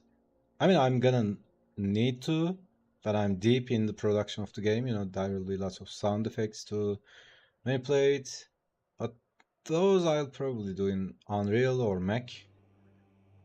And then After Effects, you know, now and then I need to do something in After Effects. I used to use Illustrator a lot, but nowadays I don't really. Again, it's like, rarely I need to use it. Like once in 3 months, 4 months, something like that. Something something comes up. I need to do some vector graphics. Yeah, honestly, right now I'm kind of overpaying. Maybe I'll just continue with Photoshop only subscription, just to keep it on my computer. But probably I'm gonna switch to Clip, mostly because of the Adobe drama. Anytime a company makes some shit like that, I instantly lose all my. I mean, like I didn't have any loyalty or something like that to the company for starters. But even that, yeah, Clip Studio had some recording ability. Yeah, that's really nice. I don't need to worry about recording the screen and all that. It's your current active border that I was seeing. Active border. Oh, you mean this one? Yeah, yeah. You can change the color of that. Like, I just made it light gray. Didn't know about Photoshop. Yeah, maybe there's, I don't know. Or maybe there's a plugin. Have you tried DaVinci Resolve? Resolve, you mean the video editing app? Uh, yeah, I did some editing on Resolve. It was really good, and it's amazing that it's free, right? And usually for video editing, I'm using Camtasia. Is it pronounced Camtasia? Camtasia? That's really good. I had Camtasia 2019 version, like a version from 6 years before. Still works really decent.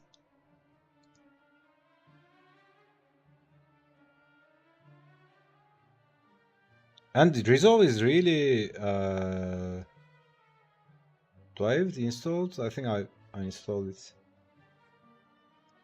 I had to do some like I can do lots of stuff in Camtasia, but DaVinci Resolve is like much more professional. I needed some professional tools for a gig. I used that like a couple of months ago. Christoph Young switched to Clip. Yeah. There will be some orientation to switch into Clip.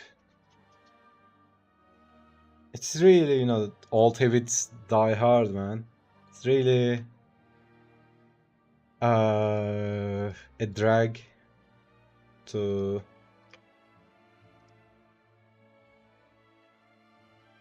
I don't know, maybe because we are getting old.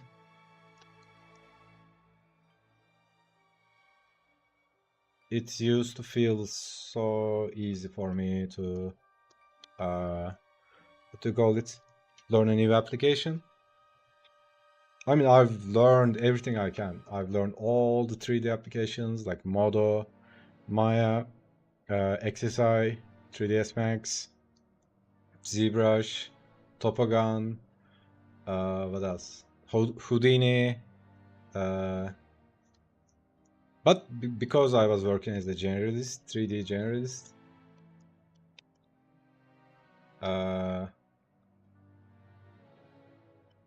I mean, that's kind of fucked up as well. I'm so used to Photoshop. Like, it feels so natural to me. The shortcuts and all that. I tried Krita. That's a really good app, but it had some weird. I think that there's a solution for that, but it has that weird bug. I hated it in Photoshop at some time. Like when you're trying to do a line like this, right?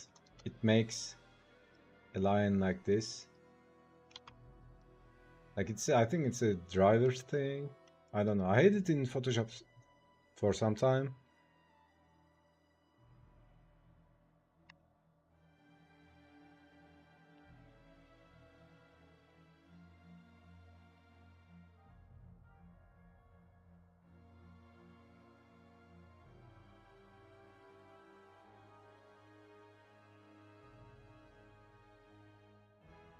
I really like the applications on tablets, like Procreate and all that. But usually, I'm talking about Apple. Apple products are awesome, right? I love iPhone and all that, but it's kind of in an isolated environment, right? Like uh, I can see stuff like Adobe did happening. Like let's say you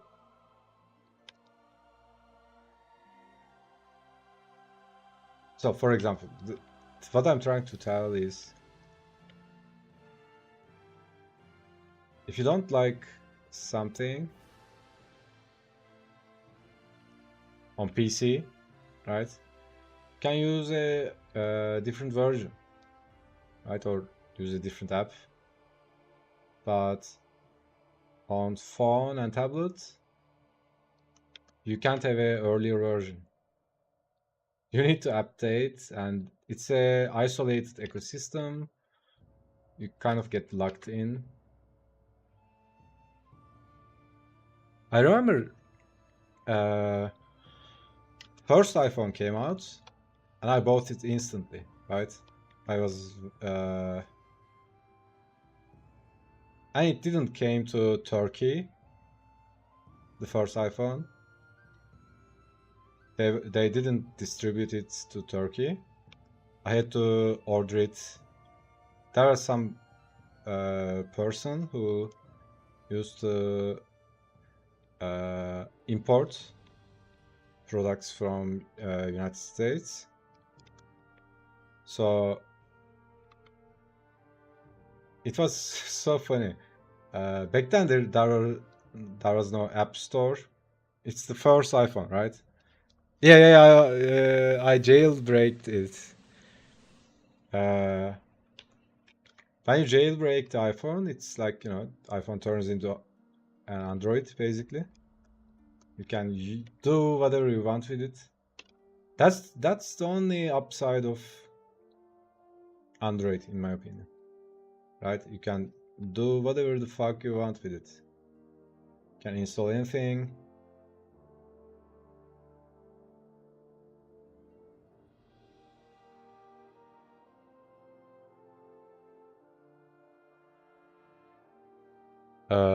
Yeah, that's I think that's why I'm kind of suspicious about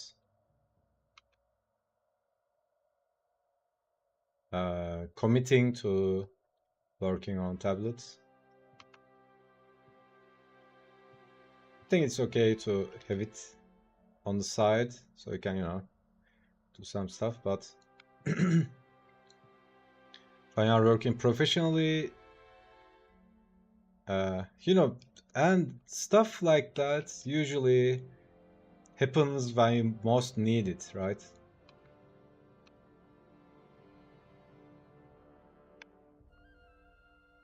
Like you need to finish a project and all that. And there is some bullshit like that happening. Yeah, I used to jailbreak it. Oh yeah, the thing I was gonna tell is, so there was no distribution to Turkey, and I had my old cell phone, which was, I guess it was Sony, something like that. And I just, did some research, and I found a way to switch the email numbers. It's called email, email numbers of the phones. So my iPhone, the what is it called? The phone operator didn't support because it didn't recognize it. And I switched my old phone's email with an iPhone. So my iPhone was recognized by the operator as basically a Sony, right? I also jailbreaked it. That was so funny, man. I felt like a hacker. And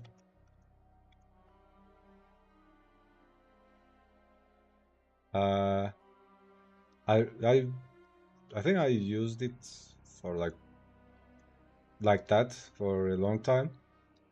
But probably now you can't do that because operators are also developed a lot over the years. My first Android devices were heavily modified at the kernel level. Yeah. Super into it. Yeah, that's the nice thing with Android, right? It's like it's like a PC. You can just install something else. Too old and busy to bother with any of the... Yeah, that's what I was talking about, right? That's what I was talking about with games as well. I don't want to spend so much time in investing a game and learning and mastering it.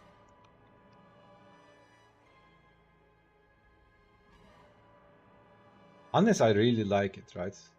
That's a different story, but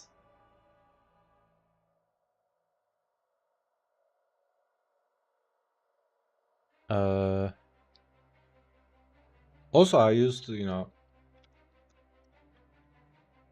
for example, if I couldn't do something or couldn't find something, dude, I would just search the internet to its depths and find something about what I'm looking for. Because honestly, if you have the persistence, you can really find your way on internet.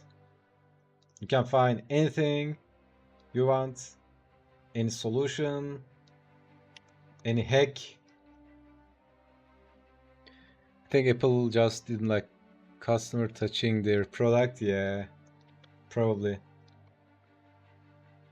I mean that has its benefits, but yeah, it's like at the same time it can be annoying.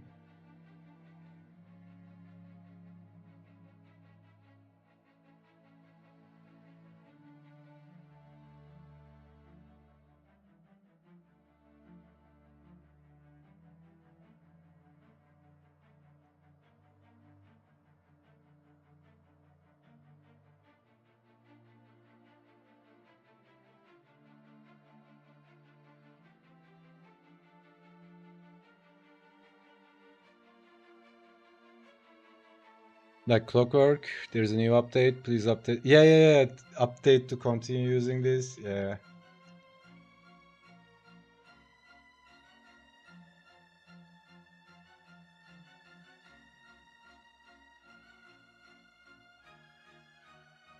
That's the only thing that's annoying with Apple.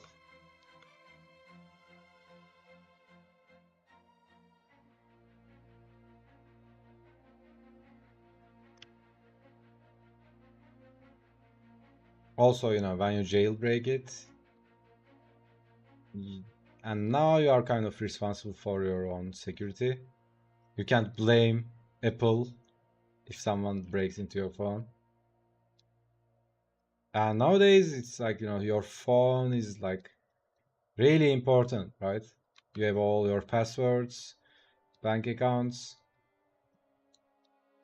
I also did some research on hacking phones. Dude, it's so fucking easy. Like if someone has their Bluetooth on, Like, it's so easy in public to just hack into someone's phone.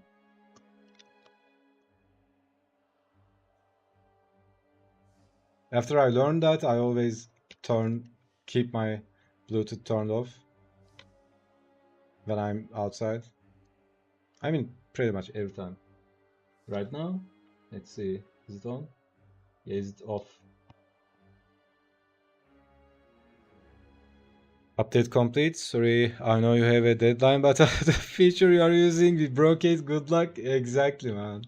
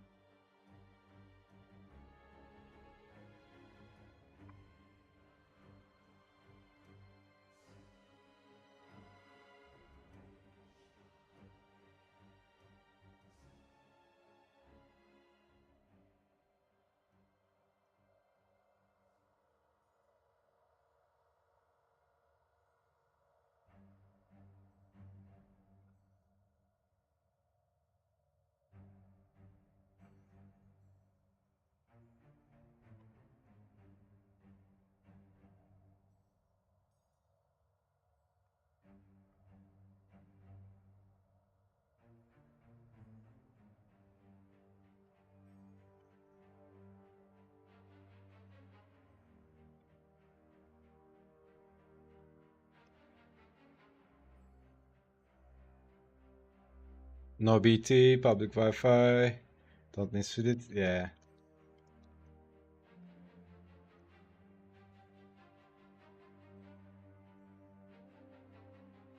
I mean, it's also harder to. Uh, I mean, let's say you have someone's credit card number, right? What are you gonna do, right? It's like if you buy something and order it, you are gonna order it to an address, and then you get caught. But you know, maybe someone can steal your information, maybe buy Bitcoin or something like that. You know, that's something that can't be traced.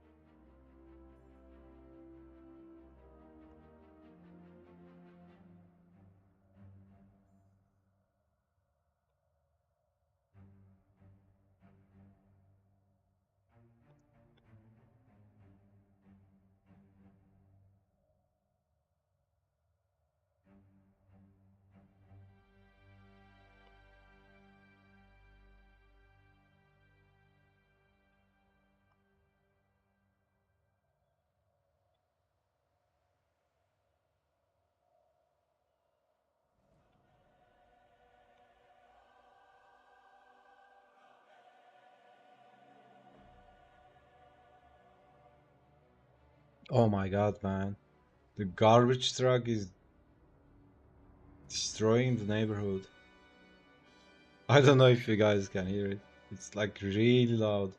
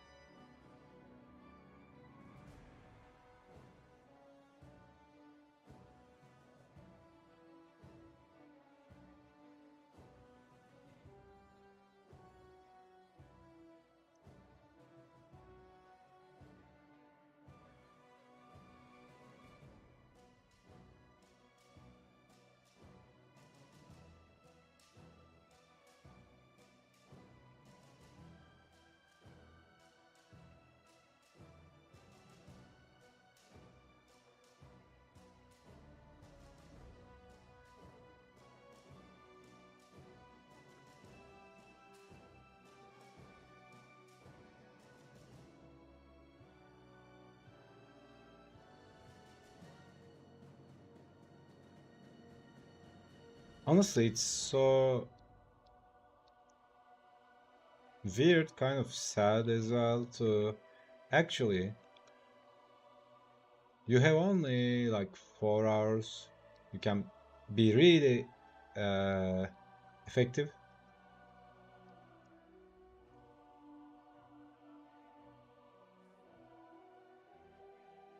Right, because as I said before, your judgment is the best when you first sit on the work.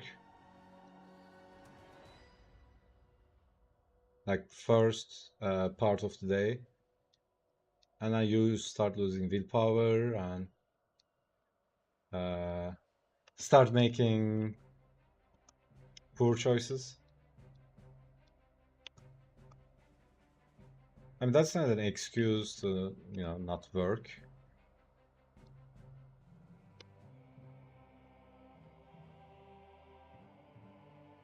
But yeah, we are poor mortals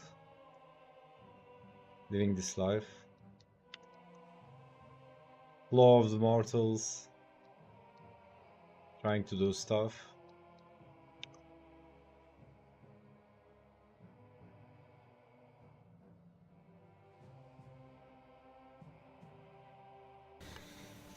Don't worry, I'm working next to a giant industrial space heater.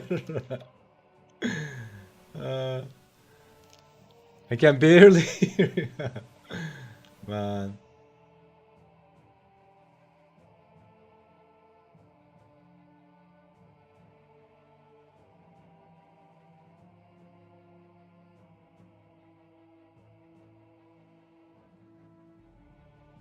Usually I don't have a problem with noise.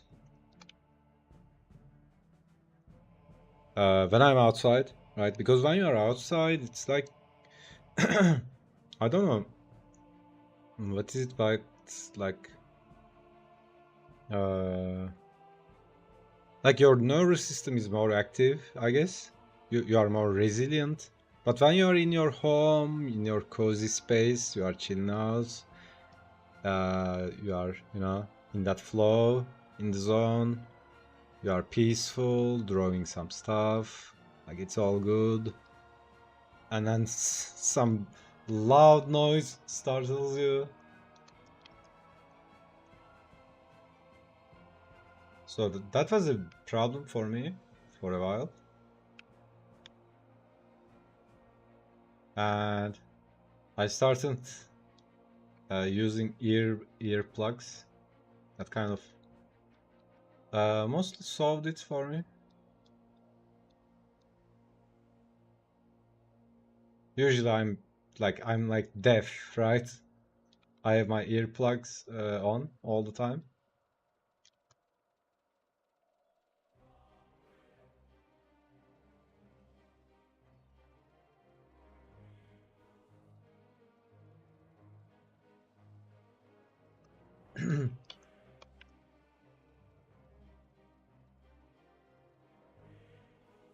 I also I thought that was for a while I thought something was wrong with me, because why am I getting annoyed by the sounds around me? Like, and then I did some research, read into it.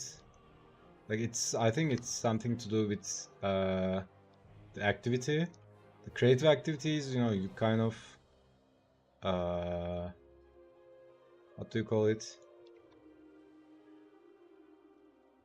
I mean, when you're drawing or painting, it's like you are opening your senses, right? It's like you are more receptive. So at the same time, you are more vulnerable to outside stimulants.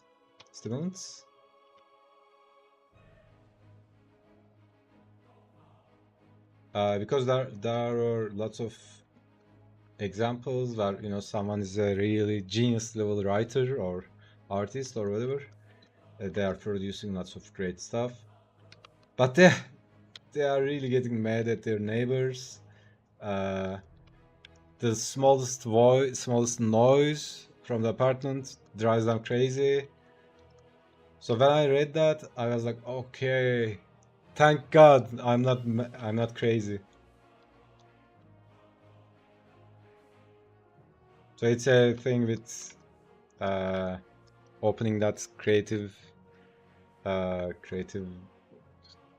part of ourselves.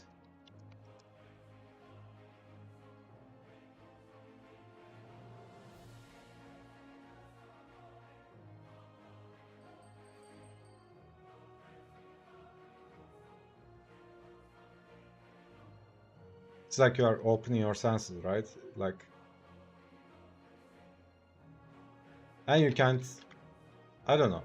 I mean, maybe you can, but it's not like uh, it's not like you can filter, right? It's like you either sense it all or not, and also it's not like it's weird, right? It's hearing is not uh like unless you are numb to it, you can't not hear something, right? It's kind of weird. If you want, you can't. If you want to, you can just not look at something, and that's okay, right? Or if you see a shit on the road, you can't. You can just not look at it, or you can choose to not touch it, right? Uh, you can. I don't know. You can hold your breath so you don't smell it. But hearing something is like you don't have a choice. It's like you can't not hear something.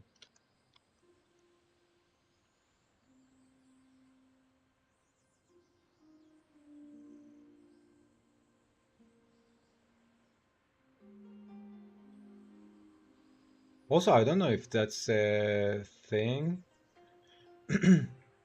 uh, usually, uh, I don't know how to say underdeveloped, but I think that's something to do with the development of the society. Because I've been into Germany and there are like I didn't hear a single car horn, right? It's so peaceful and silent. Uh, people don't drive like crazy people. People don't honk. Uh, it's so nice, right? But if you go into a big city, like it's car horns all the time, right? It's like the noise pollution, right? I think that's what it's called. Noise pollution. Pollution.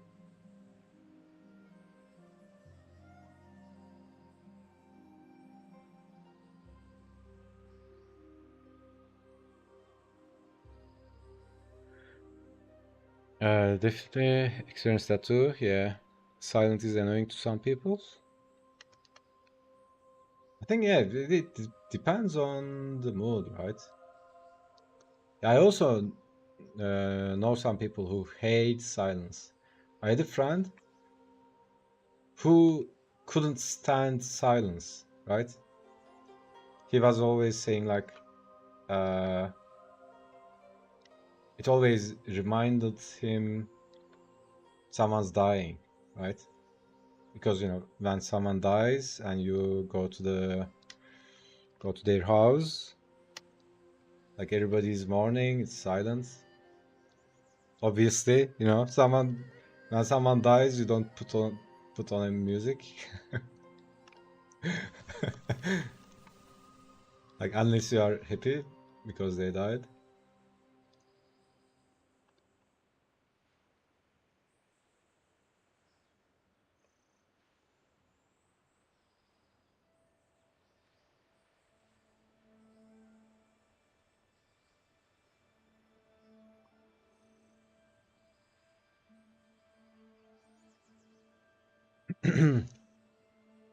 As a veteran stealth archer, Silent is my middle name. Yeah, yeah. I mean, I listen to music all the time, but now and then I do a detox. And guys, try it. It's really nice. If you are listening to music all the time or listening to something all the time, just I don't know, 3 days or something like that.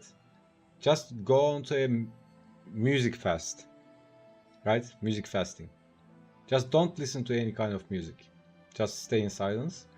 And then the other day, fourth day, just open up a music you like.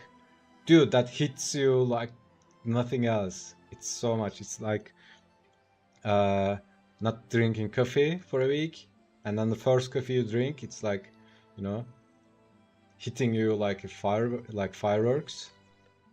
It's like that. The first music you listen to, the first song you listen to, it's like, uh, you know, just pumping joy to your brain.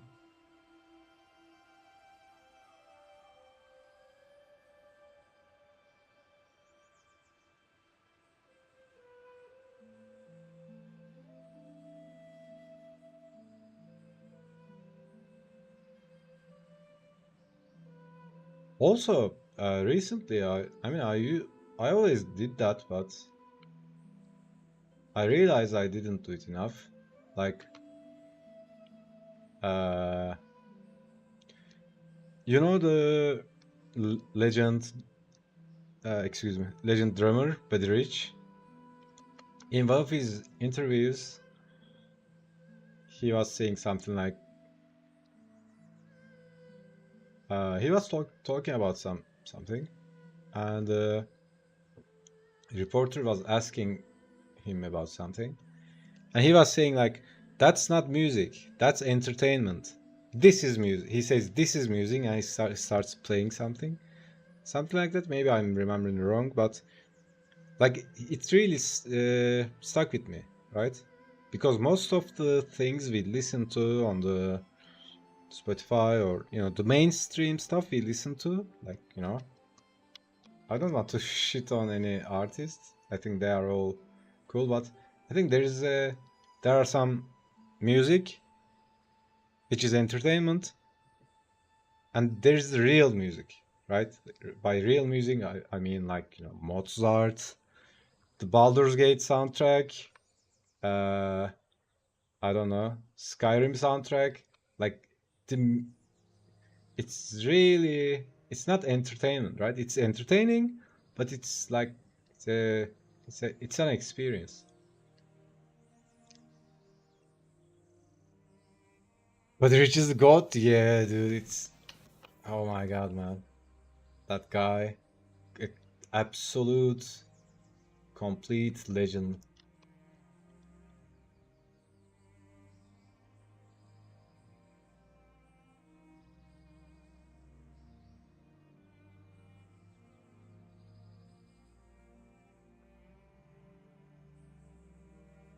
I also agree with it. Uh, Again, also I've read about it. I think it was Joseph Campbell said it. So he basically says like there are two types of experience. One is when it's something like entertainment or a vacation, right? Like, for a weekend you go play paintball, right? That's kind of a entertainment, recreational uh, experience. And then you go into a real war, right? As opposed to that, that's a transformative experience. So that kind of parallels what Budrich said.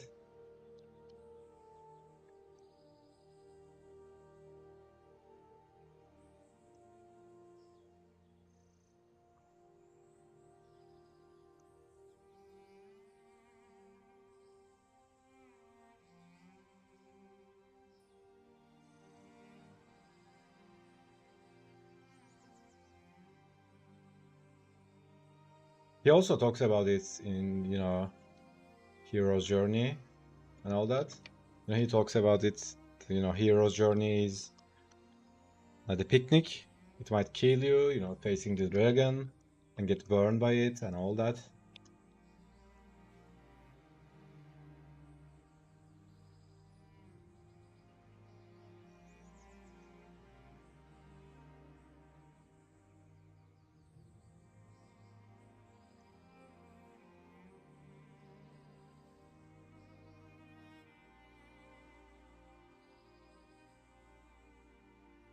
I realized I just did same shape here. What the fuck?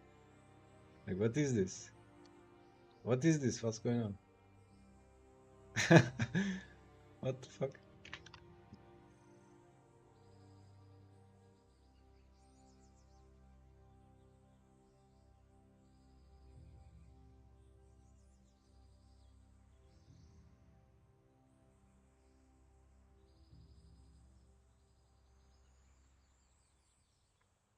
Yeah, I mean, I'm not saying one is good, one is wrong. You should also always listen to music or something like that. But, uh,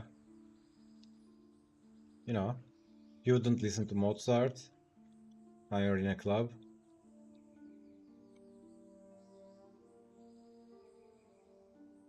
Oh yeah, also that reminds me, uh, one of my musician friends told me, or first told me about this idea. Uh,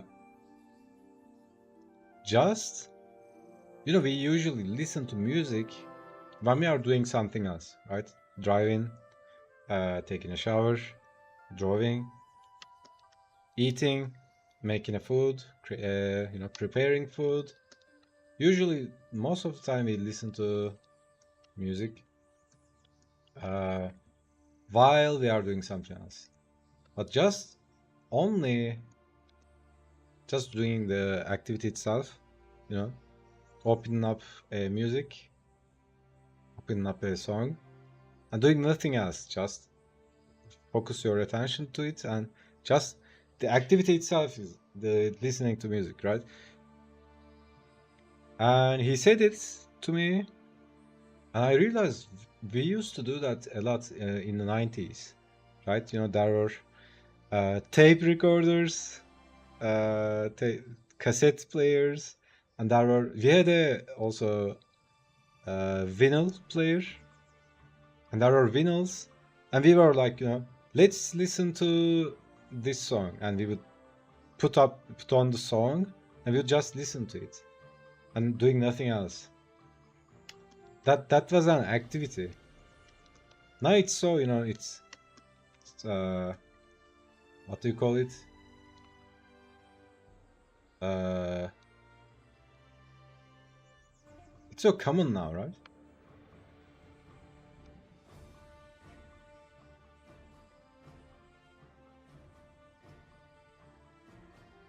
I think that's also same with games, I guess. Before the internet, uh, you couldn't just. I mean, even the first years of internet, you couldn't just download a game, right? So we used to go and buy the physical game, and we had like a couple of games, like I don't know, 5, 6 games, and those games were all we had, right? And then we played those games more uh, intentionally.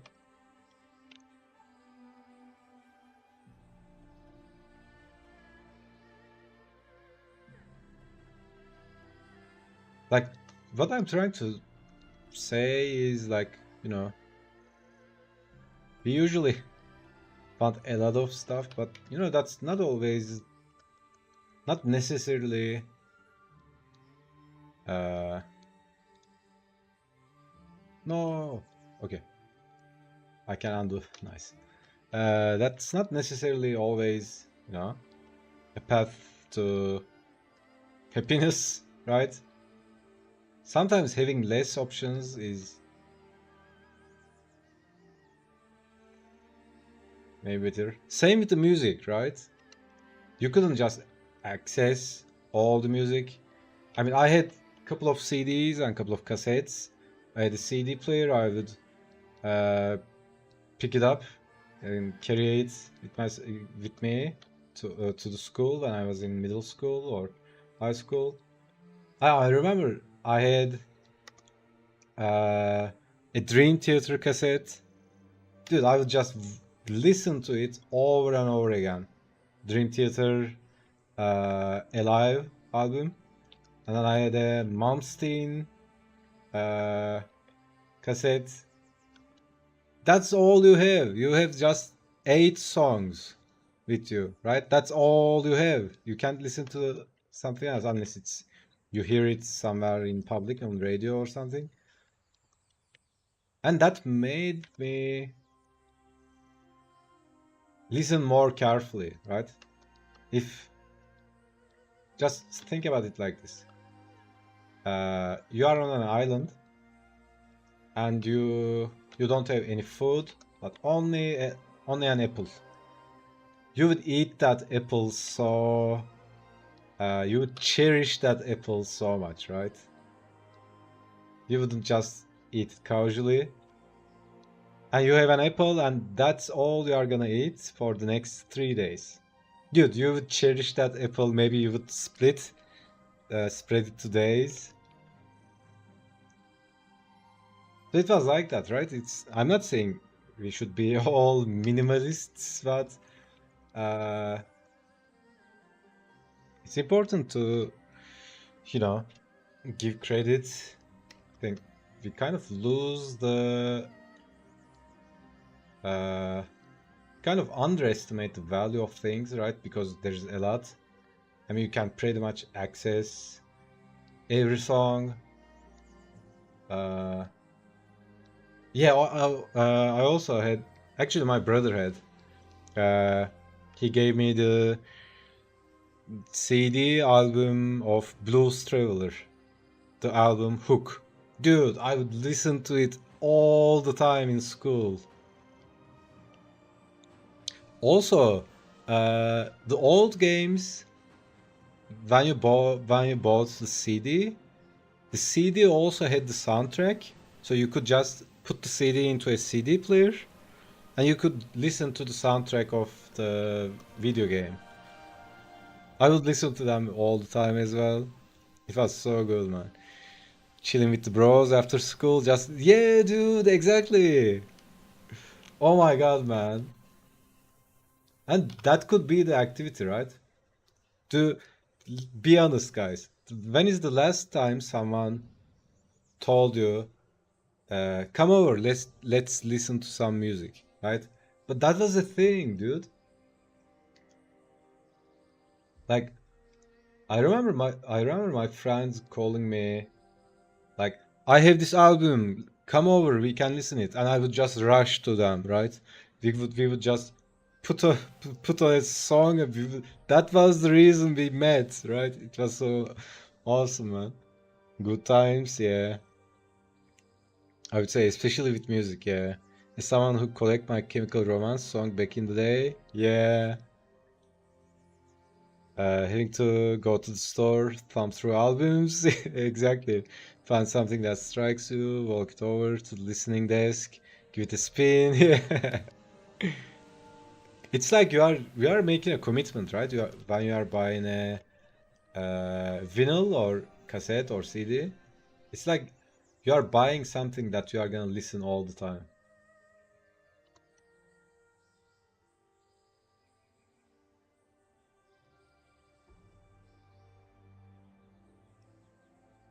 It was such a whole different type of music experience than most kids get now. Yeah.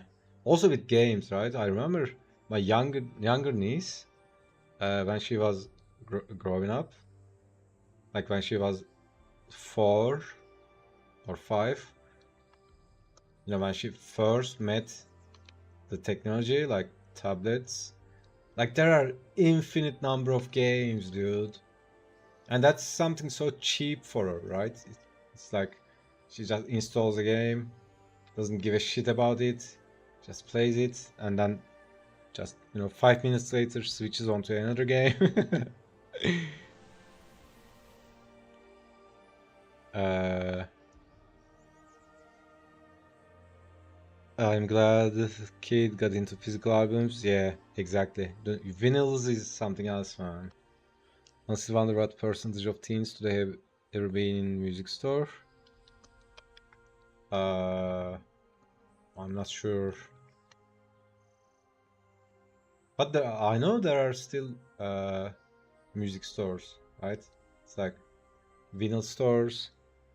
Not much, but yeah. I have a best friend like that still.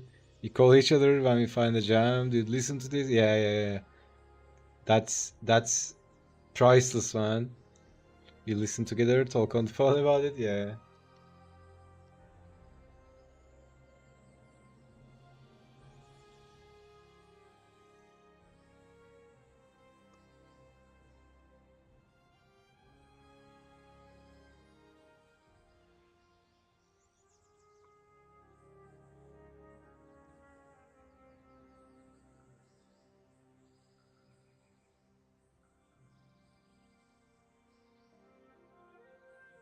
Also, that was really something. I remember the the first console age, like the Nintendo consoles, NES, those era. So we would have uh, everybody in the neighborhood had different games, right? We would first go out. Let's say it's summer. We would just go out first, play some football, you know, mess around in the streets, just do what kids do, ride bicycles, and then we get tired, and then we were arguing about whose place we are gonna go, right? Like, I have this game, let's go to my place. I have this game, let's go to that place.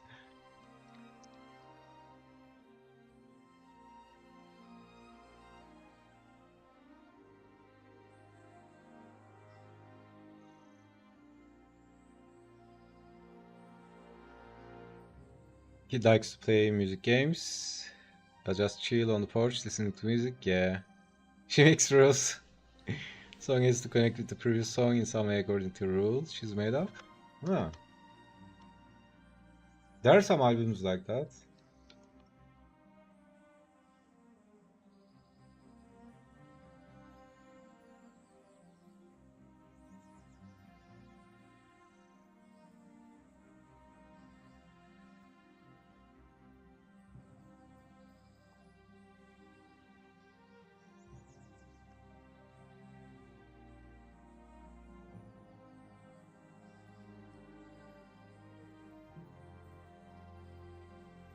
Nice, just music and conversation. Exactly, man.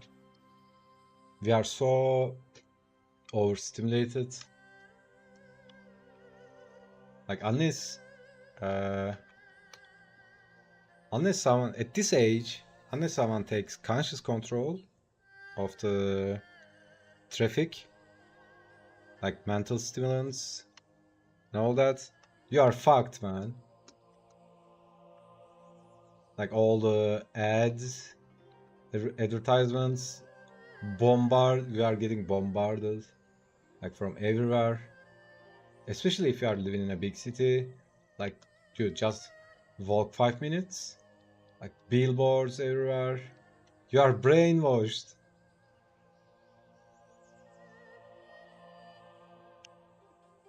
Back in the day, my friend always invites the entire neighborhood kids just play. Yeah, dude, exactly. That's what I'm talking about. Now, we would just like a football team, right? Going into someone's house, and their mother is like, "What the fuck is going on?"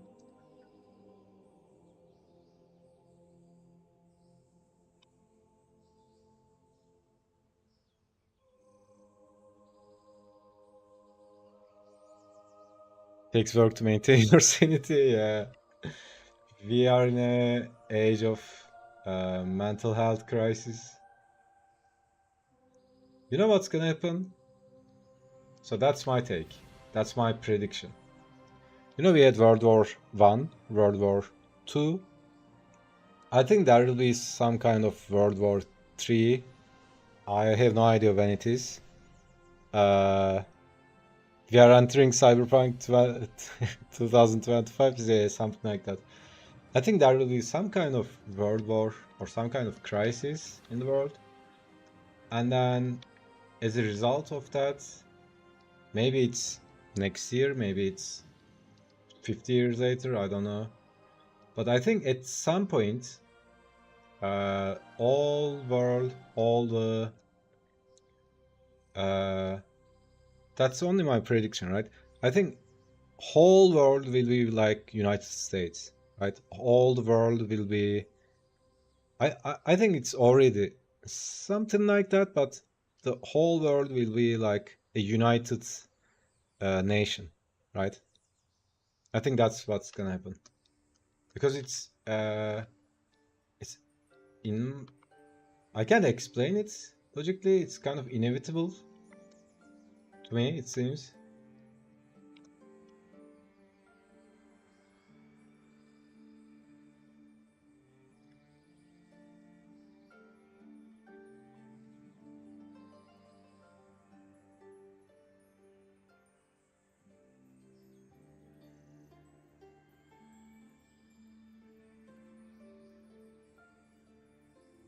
Maybe aliens, because right now there's all this separation, like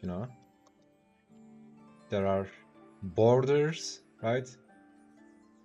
And like one side of the imaginary line is one country, and the other side of the line is another country,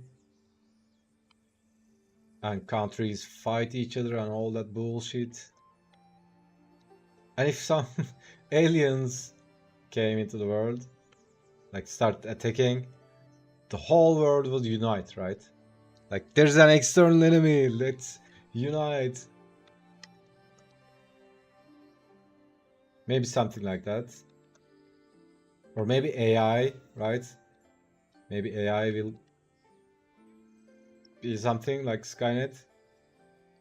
And then we will need to unite against.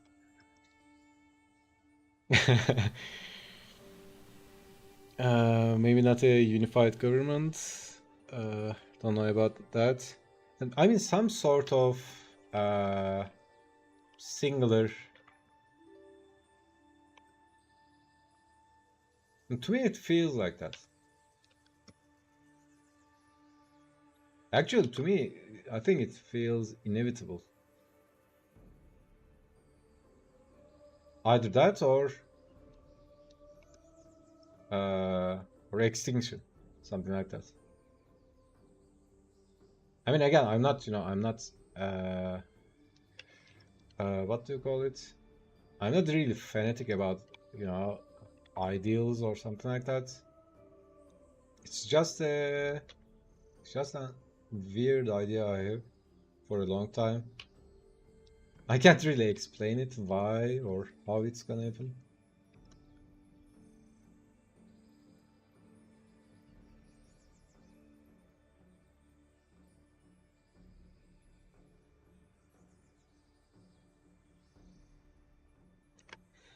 If the pandemic taught me anything, the US can't unite with itself.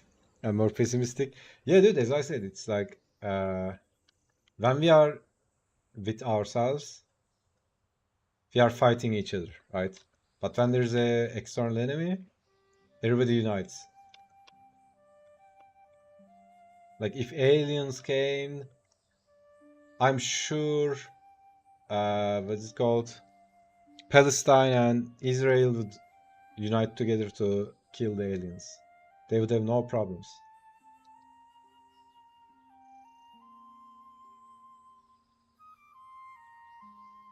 Or Ukraine and Russia, or whoever is fighting each other right now.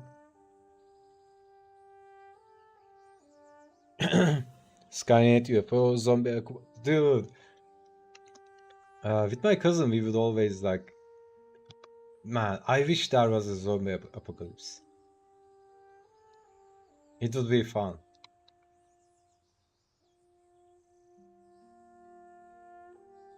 We would fantasize about it.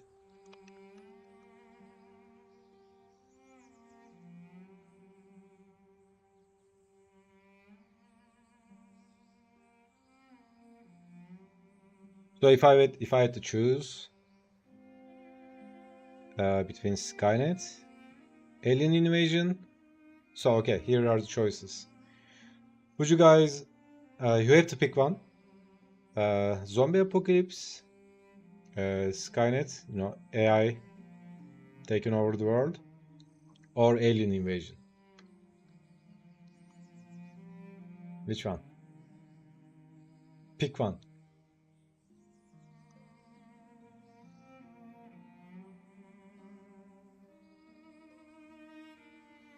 It makes sense that you see happening though. It doesn't seem like the most obvious.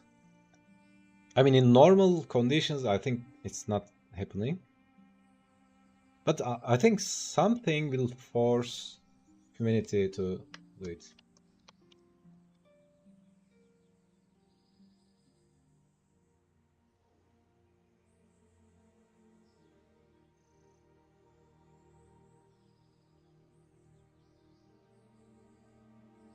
Look at all the future sci-fi. It's all world government societies. Yeah.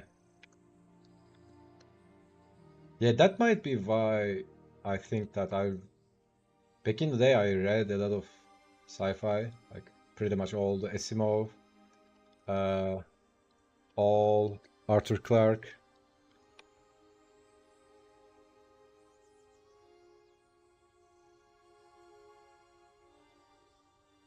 I'm tired with Photoshop subscription. Instead, I choose zombie. Yeah. Alien invasion would be cooler, but you don't know what's gonna happen. They might be really evil aliens, or they might be peaceful. I think zombie apocalypse would be my take. Yeah. Uh, I don't know, man. There's something with killing zombies that's really satisfying.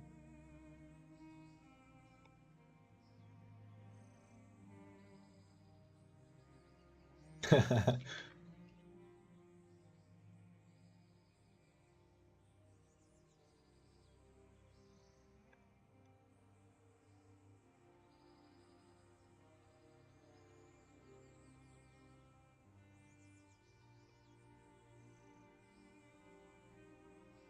just assumed they were baddies because you said invasion. Yeah, it might be.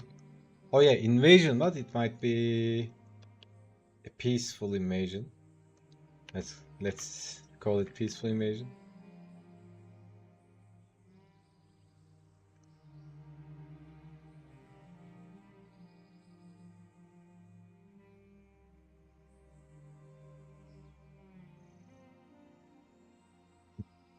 There's a chance they are cool dudes. I'm a switched aliens.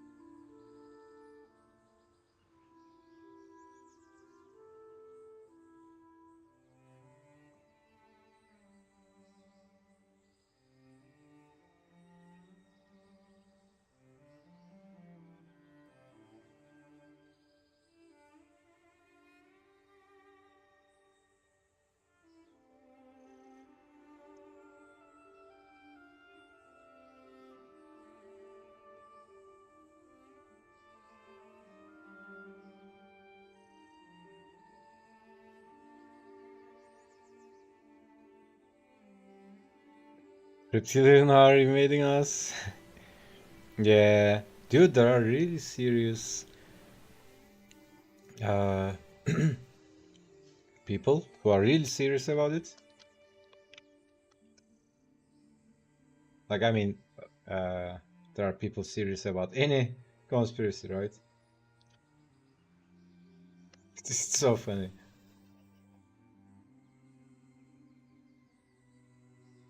But that's also kind of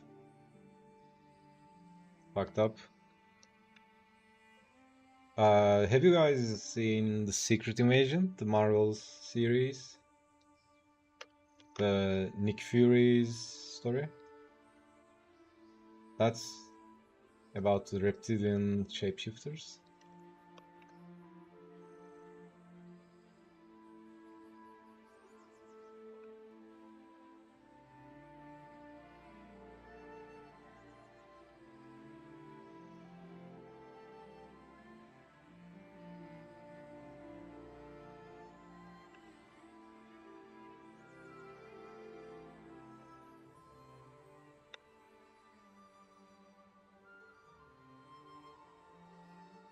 If there's a chance I could travel to stars, sign me up. Yeah.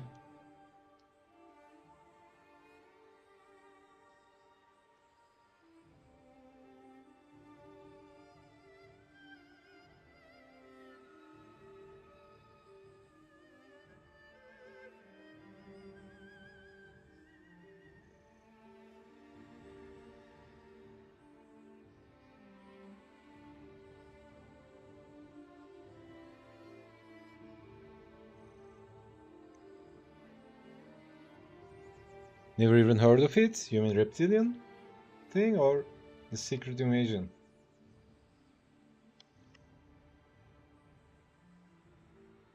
I mean, in my opinion, the TV show was kind of meh, like 6 out of 10, I guess. My rating would be 6 out of 10. Let's see.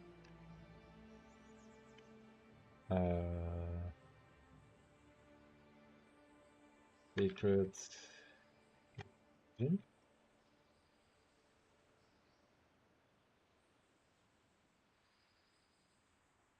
Yeah, 5.9. I mean, I watched it because it was Samuel Jackson. Usually, whenever I see a show or film, and there's a actor I like, I just watch it. Yeah, it's called Skrulls. Skrulls. They infiltrated the higher spheres of the world. Even that, I mean, that's the exact same reptilian conspiracy. Is it just I don't even I haven't seen anything in comics. I mean, I haven't read all the Marvel comics, but it's just a one season TV show. I don't know if there's the rest.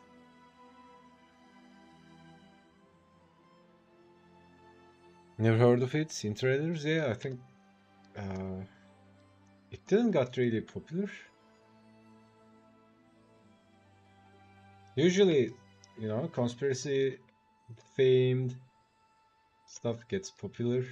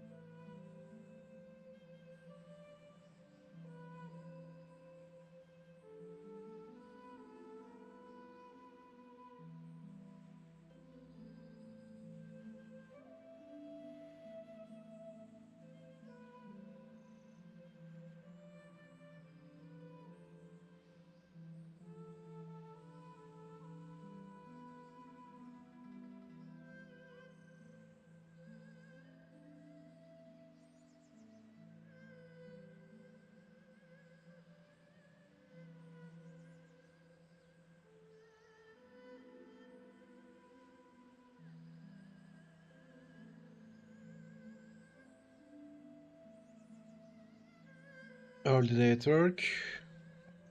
A bit of trade-off. Got to work all weekend. What?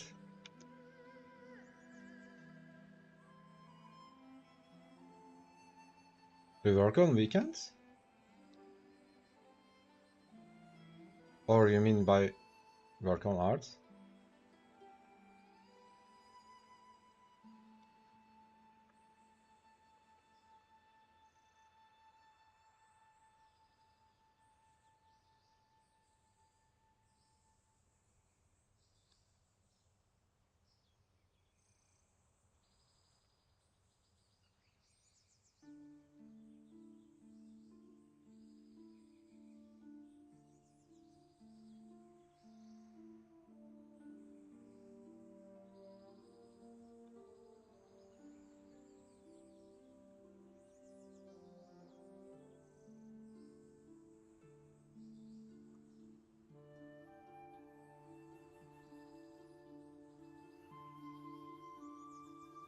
Done for working for the day. We don't usually work on weekends. There's a job at the hospital that has to get done. Oh, okay. We'll start tomorrow. Is it? It's not Friday, right? Today is Thursday.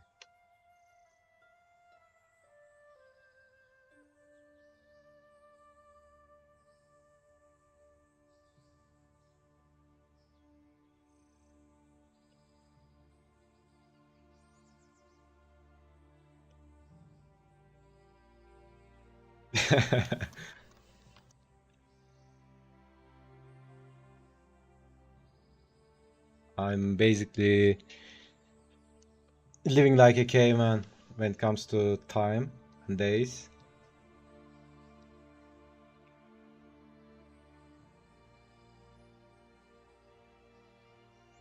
Like best time management tip, forget about it.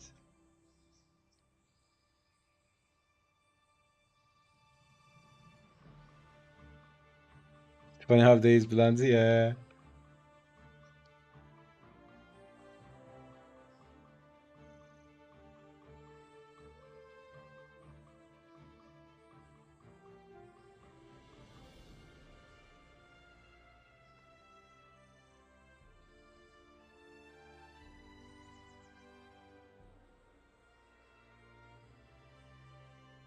But this time, anyways, yeah, it's an illusion.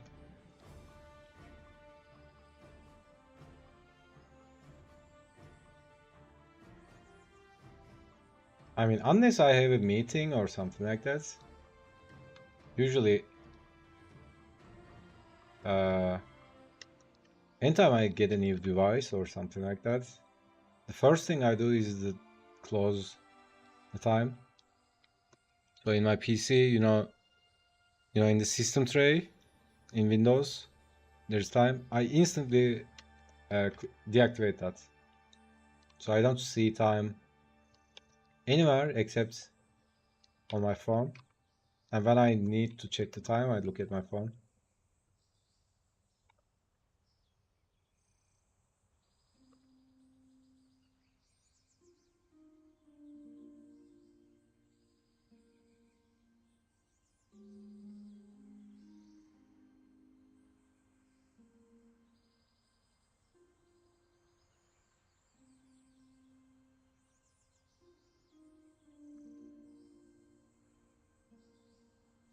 That's wild. I don't know, man. I don't know if it's good or bad. I mean, it feels like good. It feels good. That's for certain. But I probably couldn't do it if I was, working on a studio. I mean, anytime I worked uh, on a job, dude, I was so stressed about time.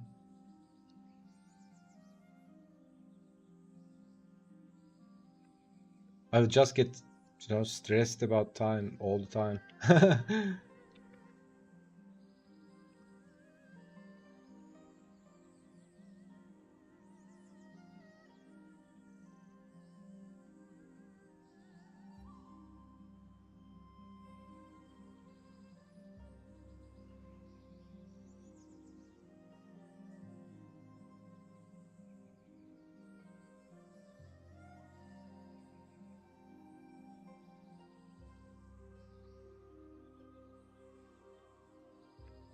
And I think it's actually, uh, in fantasy novels or, fantasy settings, like people tell to each other like, meet me 2 moons later, stuff like that. Or, in Game of Thrones, they measure years as winters or something like that. Like 2 winters ago, there was a goblin named blah blah blah, right? Something like that.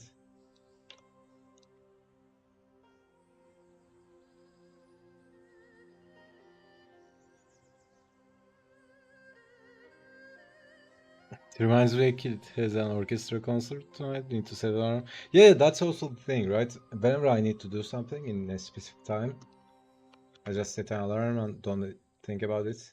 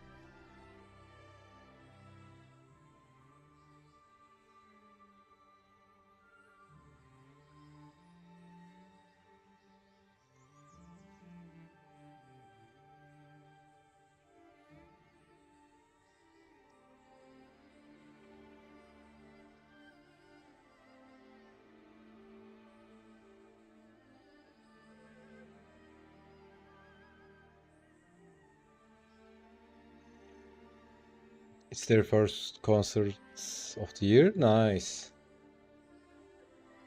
Look for me on the light of third day. Yeah.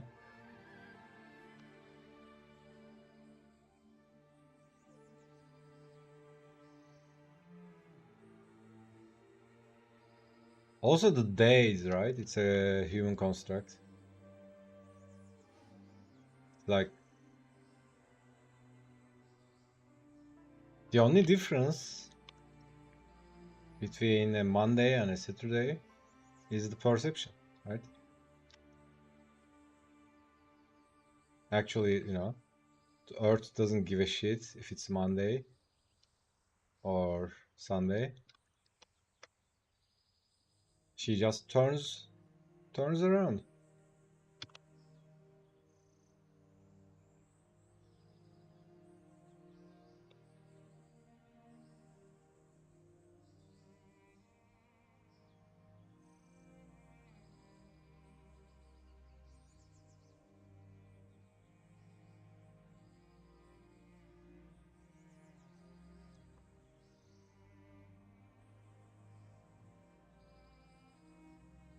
By the way, that that makes me think.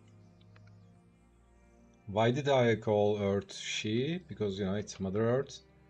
You guys seen the game Dragon Age? I've seen a video uh, in Dragon Age, and there was this scene someone uh, misspells or accidentally calls someone with a wrong pronoun. I don't know if they are called they, them, or she, whatever.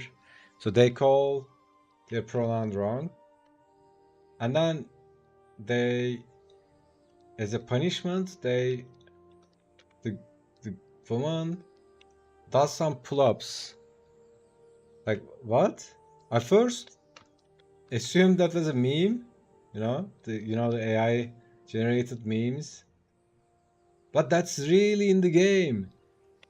I was like, what? Really, dude? What the fuck?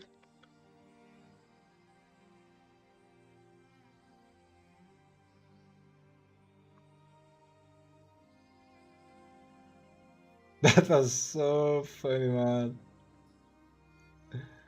What are you doing?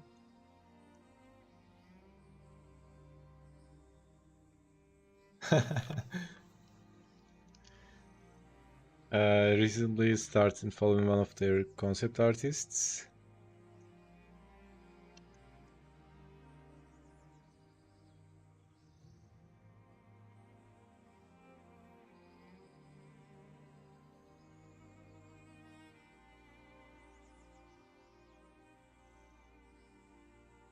To me, those stuff, the pronouns stuff, the diversity stuff, it all sounds like a joke. Like also racism, right? The racism is a concept like I mean I totally understand and empathize with people who are victims of racism or abused by it. But while growing up, it didn't even exist, right?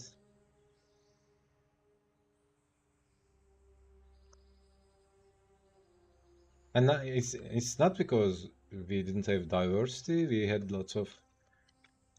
Uh, I mean, Turkey is like one of the most diverse uh, places, right? Because the Ottoman Empire kind of mixed a lot of different ethnicities. Like Turkey is one of the most diverse uh, places you can find.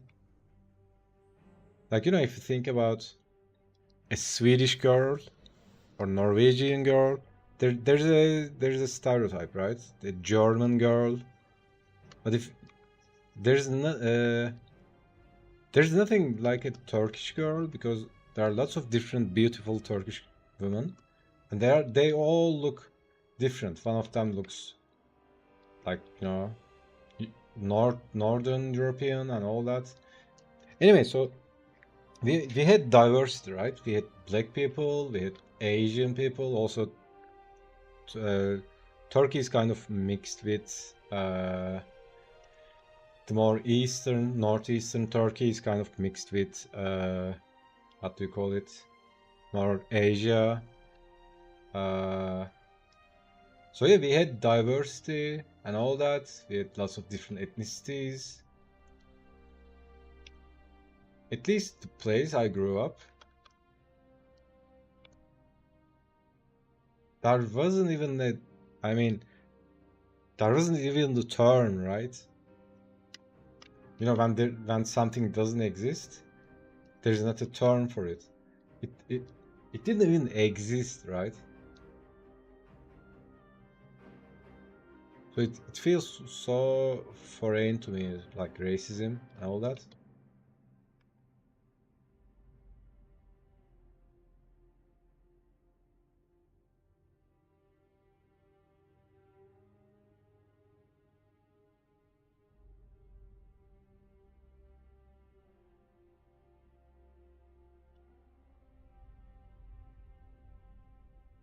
We have a bit of different experience in this. Yeah, I know it's a big thing, right? Uh, I think it was last summer. I was just playing basketball by myself in the court, and like a couple of guys showed up. I don't know, they just spawned. I don't know where they came from. Like, uh, three, yeah, I think three of them were Asian, and they told, uh, they said they were living in the States, and yeah, I didn't even know that was a thing. They said, uh, they were uh, abused a lot by racism. I was like, what? Really? It's a thing? Still?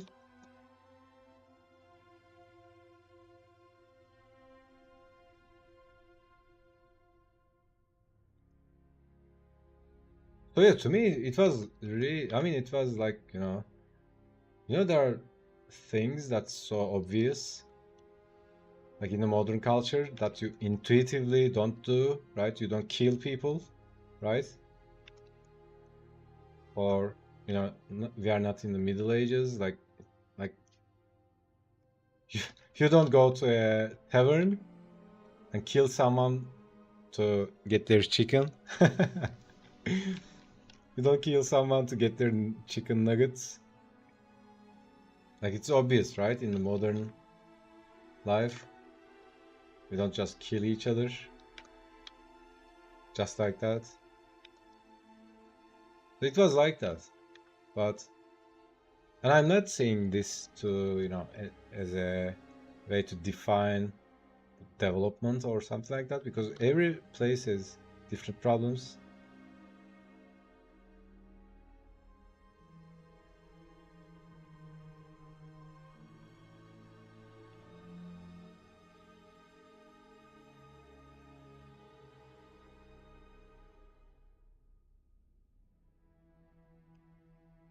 Uh, History of with racism, complete. It's a delicate subject, right?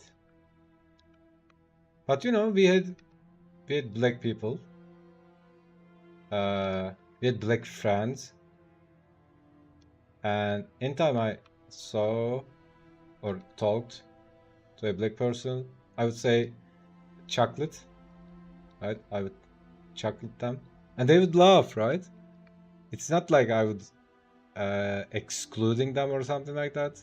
I would say it in a jokingly, like oh chocolate, you are sweet, like right, something like that, and they would laugh and we would vibe.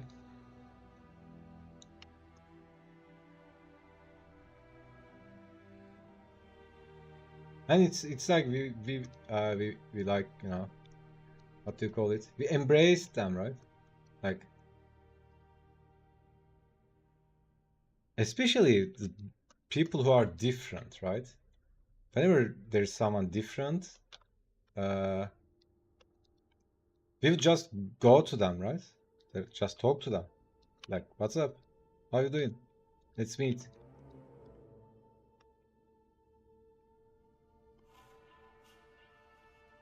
But yeah, that's only my experience, right? I'm not saying it's all like that in Turkey. That's not only my experience growing up.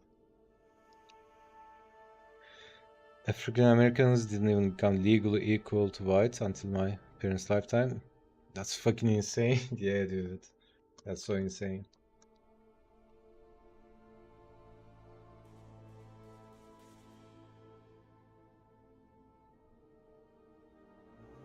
I mean, that's really uh, mental, right? If you think about it, just one person is considered inferior or superior just because of their something like hair color, skin color, whatever it is. Kind of weird.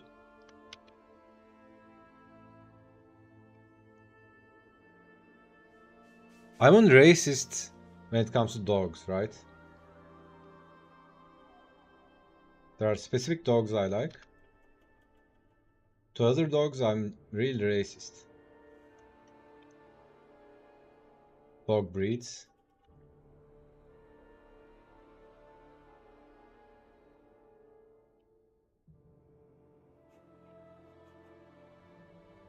I'm really racist towards what do you call it? Define it.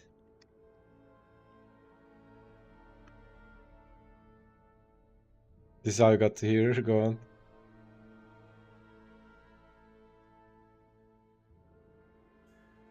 This. I'm racist towards these dogs.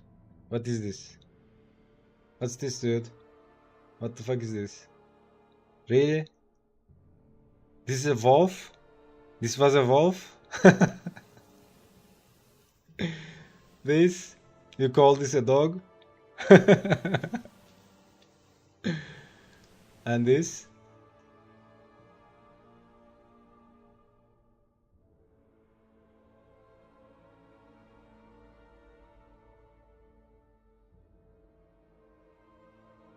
Yeah, I'm racist to dogs. This photo is a bicon freeze, which my mother and little sister had.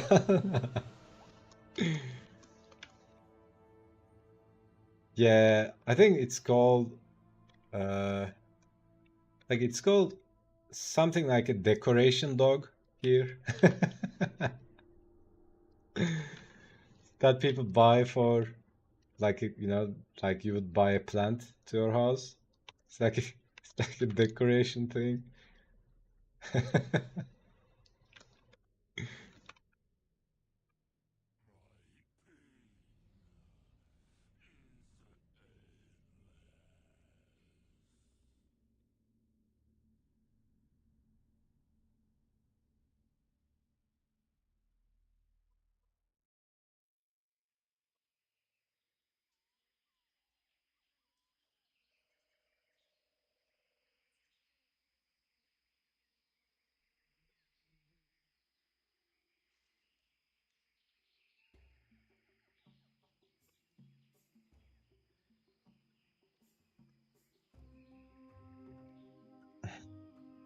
I only ever had a basset hound. Pyrene is, dude, Pyrene is awesome. Pyrene is...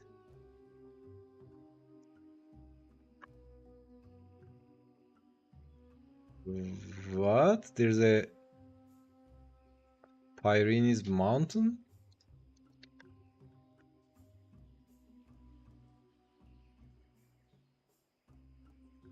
Yeah, this is, dude, this is pure love.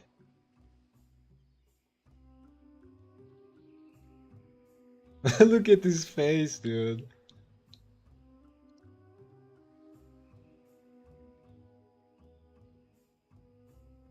These are also herd dogs, right? Like, herder, do you call it? Like shepherd dog, right?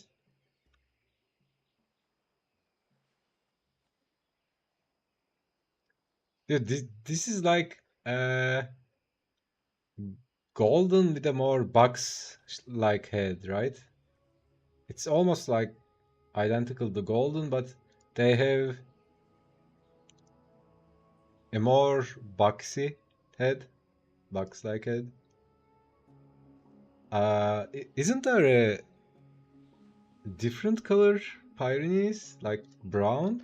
I think that was a brown breed Pyrenees. Yeah, this one. Pyrenees Mountain Dog. Is it called Mountain Dog? Yeah, these are awesome. And also personality, like it's all different, but general personality is like they are also like golden, right? They're not really violent at all. Like this big child, big like big baby. Uh, Pyre is one of my favorite breeds. A female pie named Sasha. They're workers, yeah. Sasha has a little lab in her. She had an error face.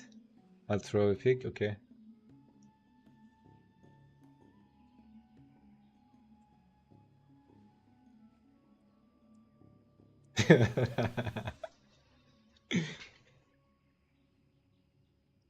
Holy dude. What is this?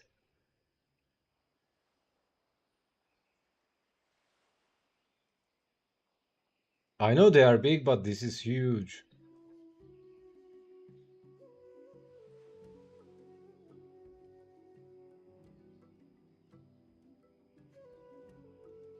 Sasha was a big lover.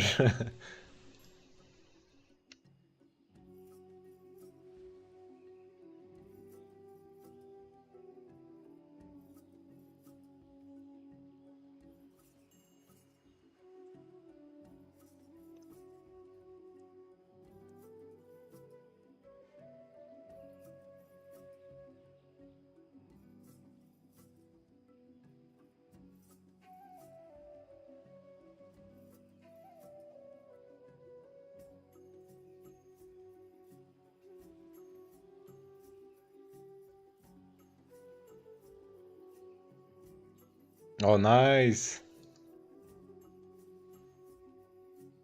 Uh, yeah. Was she so big though? She doesn't look weak. She looks like a normal golden size.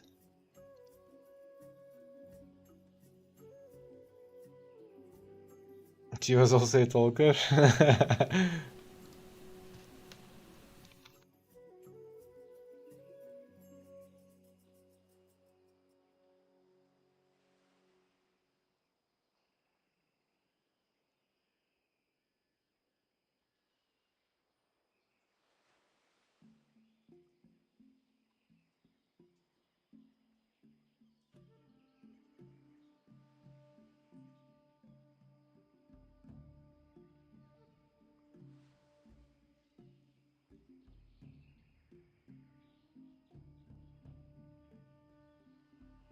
She'd meet you at the door when you come from work. Isn't that every dog? Just tap and yap, yap, yap. She was doing about, dude.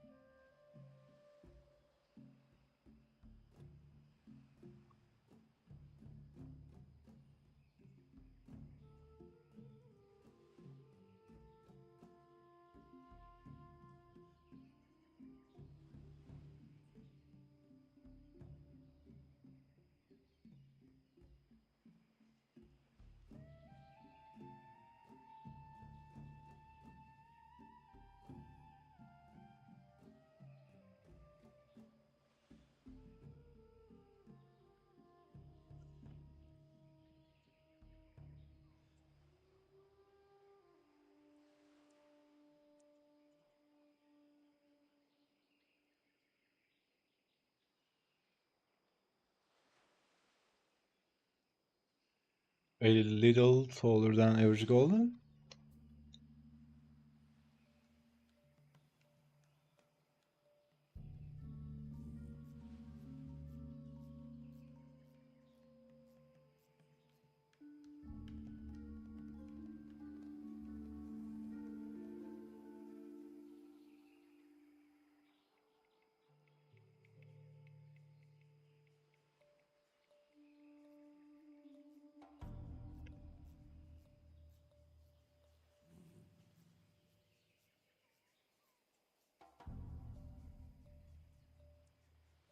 Our golden's head would be about the height of her back.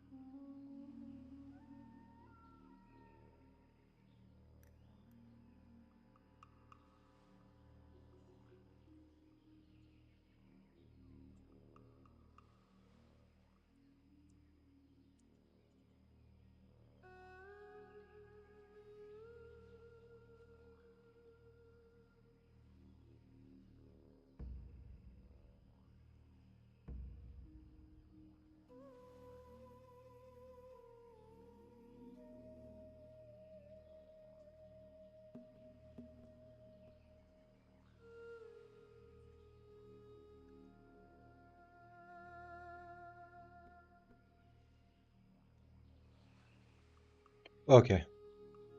Again, my head, my brain is turning into potato. Gonna take a break. How long is it? Okay, it's 4 hours. So I'm sitting for the next 2 hours, or the last 2 hours. That's nice. Okay, time to get a drink, move, get the blood moving, and then I'll be right back.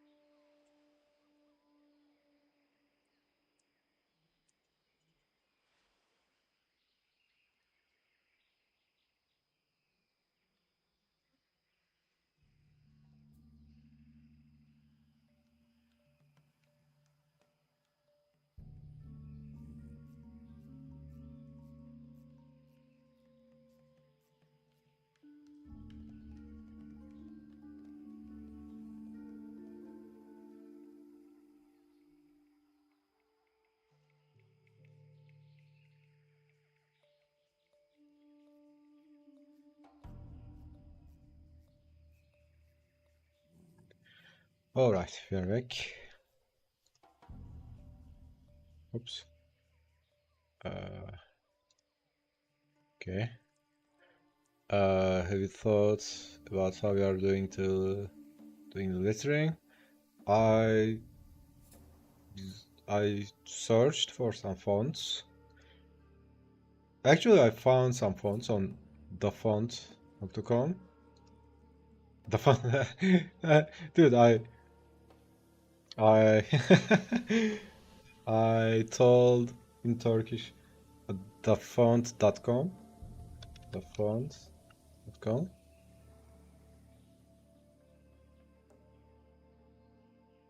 There is a comic style.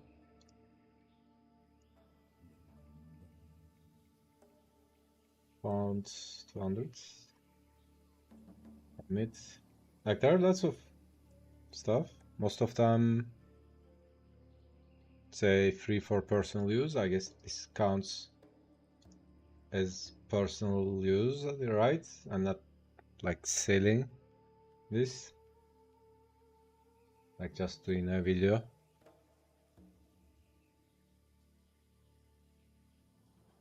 But yeah, I could really use some help with sound effects, right? Because I really can't uh like for example, he's slashing his back, right? What sound this make? Like skunk? Like what is it? Is it like skunk or shrink, shrunk, sure, more like yeah. I'm really bad with it.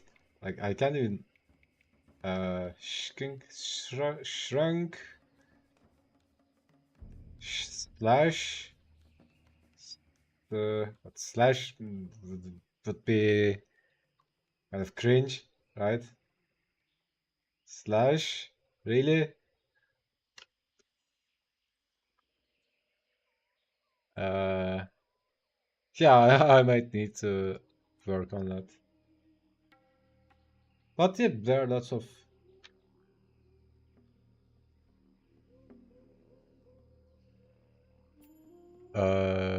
struggled the same thing.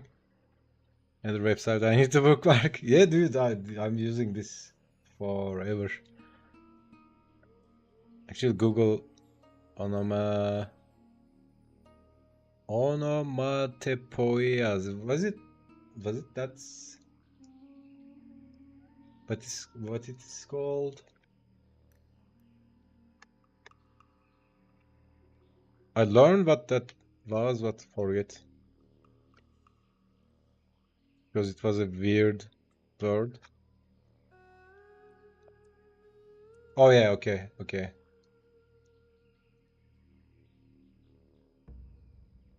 There's something so fun being a beginner, right? It's like freeing, right? Vam, po, crash.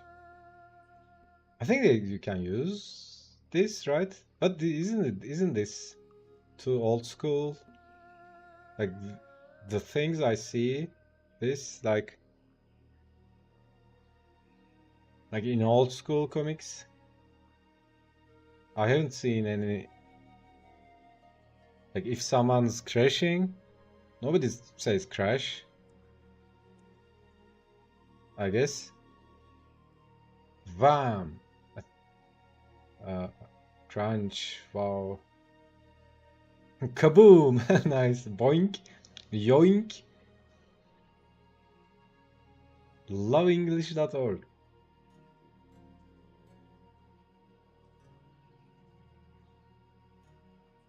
Can I say sword?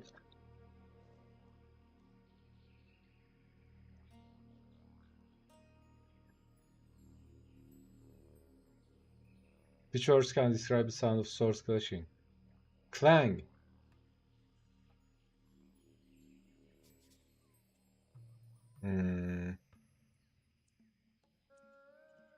Examples. Gush. The flood water gushed. Flutter. The butterfly flutters. Nice. Yeah, I mean, if you dig enough, you'll find modern ones. Yeah, probably I'll find something if I dig. I mean, my best bet would be just looking at comics, right?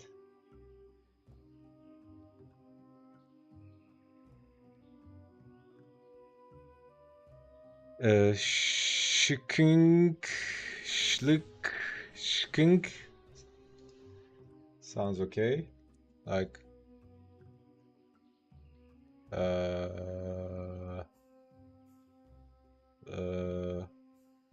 like this.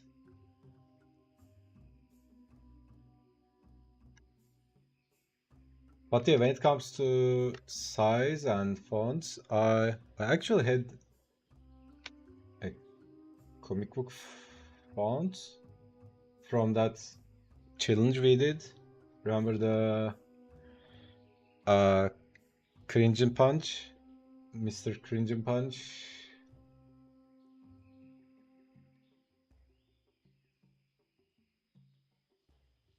Dude, for I just read this as anal.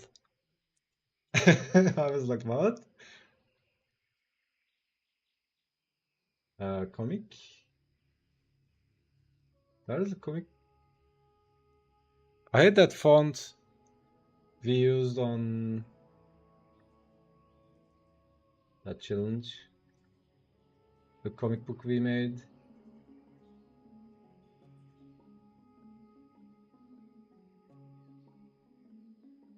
What's his name? Maybe if I can open up the file. Let's see.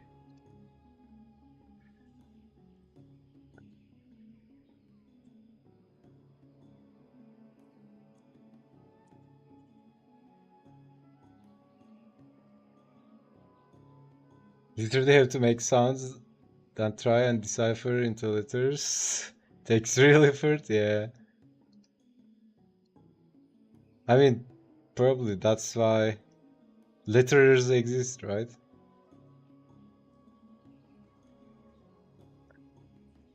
I also need to find not find, but update my system for me to find the files easier. Okay, so this one. What's this one? Oops. Good, come on. This one. Where is it? Prepare to face. So what's this? Anime Ace.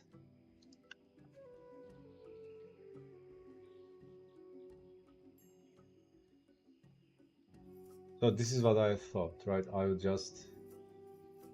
Oh, it's already here. Nice. I just pick the font. Probably not gonna use this one. This kind of like... This is the feeling... Like, yeah, it's like anime. It looks... It's too funky for this vibe of comic, right? I would just use something like a traditional comic book font. Anyways, so what I did was, when I'm using a 32-inch monitor, then I make it like this, and I put a real comic book on the monitor. I sized it so it was like this, right? Something like this, and I would adjust font like this. Like put a real comic book side to side with this. I will just adjust and find the correct size. Like for example, if it's 8, and then I will just go like that, like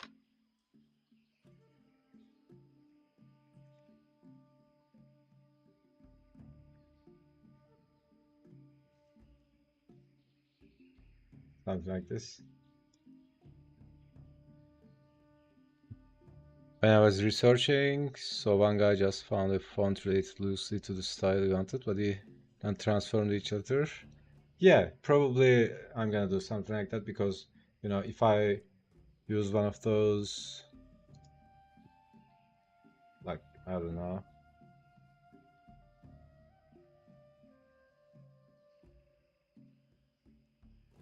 uh,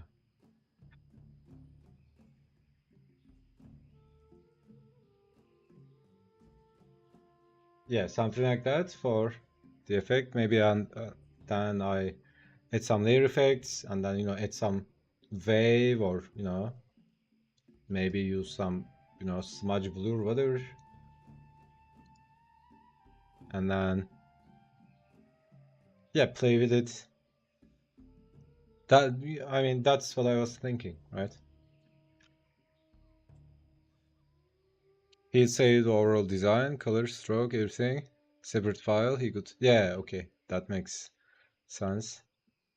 Key was to make each letter its own object instead of typing the whole thing, whole world out, trying to modify the whole world. Yeah, did the same thing 2 nights ago to make sure that I had the fonts. Yeah, dude, right? Sounds like you're on the right path.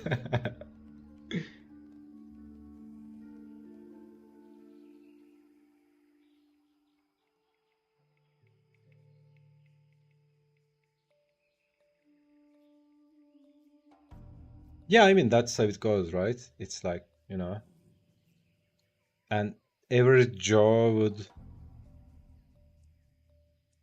say, like, I'm not a comic book artist.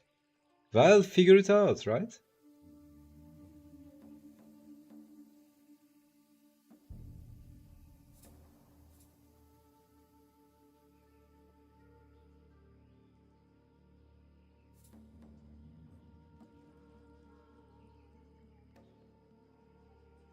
I mean, obviously, it would be much better if you just learn from an actual comic book artist, but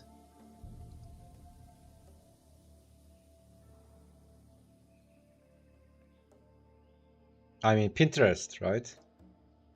Let's see. Dude, what the fuck? Really, dude? I just, I just clicked here and there was this,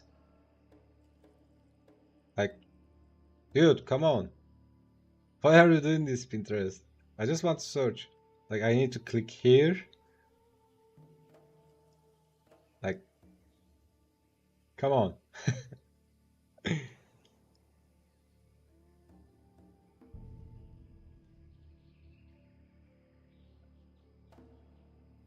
Definitely in the figuring it out stage still.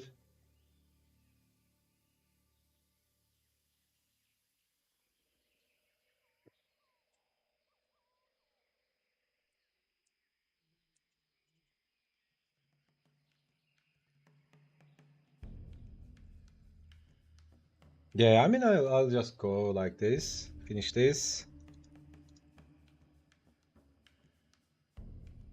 and, you know, maybe then post it to some comic book channels, ask for some feedback, and then, you know, adjust and keep going. Oh yeah, by the way, I added this one.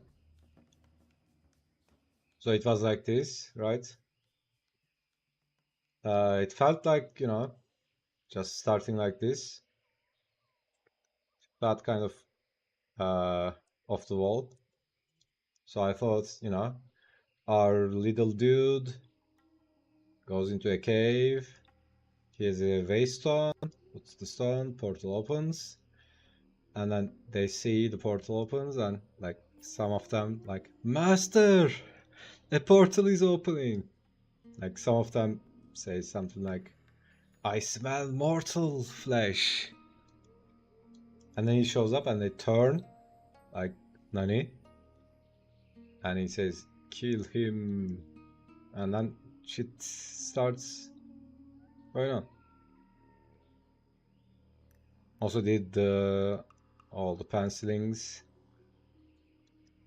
And kind of weird when you are working digitally, but just to, honor the tradition and also practice. Yeah, so this page today, I'm not sure if I'll be able to do this one on stream. At least not before I take a break, right? And then probably gonna take 3 days for these or 4. And then I'll just do a pass for all of them to add some, final touches, like, splashes of blood and all that. And maybe ink wash effects to black areas. Because it excuse me. Every day I come back and see something to fix or improve. So anyways, I'll just add some stuff, refine these. Maybe that's one day. So I guess I'll be done with this in 4 or 5 days.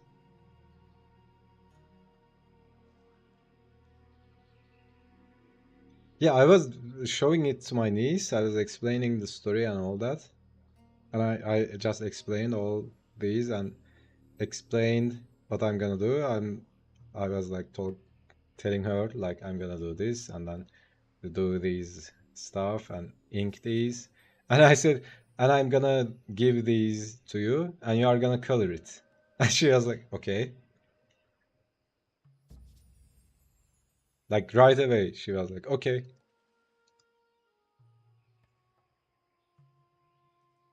I had to go in, download every image in 3 of my boards over the course of 2 days. Kept getting bogus content violation warnings.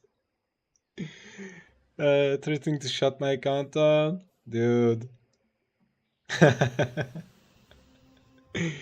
Yeah, I'm using ChatGPT all the time.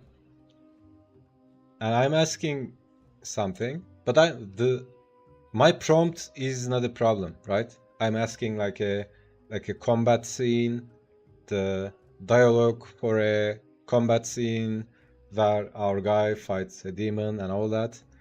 And then ChatGPT writes something and then it censors itself, right? It bans itself, it cancels itself. It writes something and then it says this is against our terms of use. Like, dude, I didn't do anything. You did it. And then it starts happening, right? And I started recording my screen while it was writing it. ChatGPT, you can see it writing. So it writes, it keeps writing, and when it's done, I think it checks for the, illegal stuff. But it was not even illegal, right? It was like uh I don't remember what was the prompt. Like I typed something like, so this guy fighting with demons and talking to each other and taunting each other, and it wrote something and it canceled itself. So what I did was I started recording my screen and it typed some stuff and then it deleted it. Oh yeah, by the way, it the uh, deletes the answer ChatGPT gives you, And then trips of violence. Yeah. So yeah, that's my workaround. So it would delete what it said, but I would get it anyway, right? Because I was recording my screen.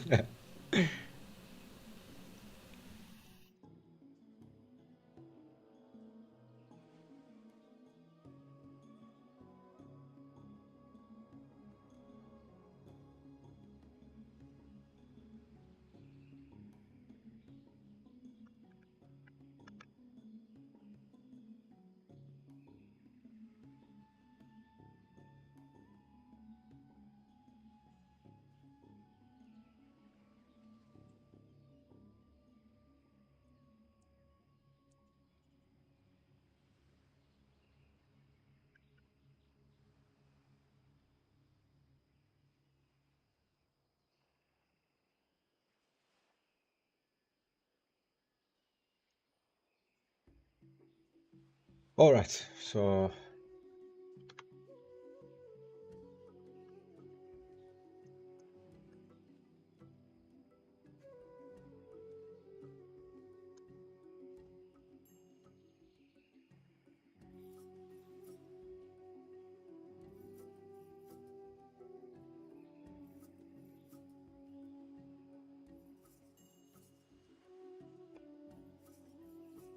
yeah, I can't really draw a single line. Kind of washed up. Probably take a break at this point. Get some food, chill out, play some games, and then later maybe finish this.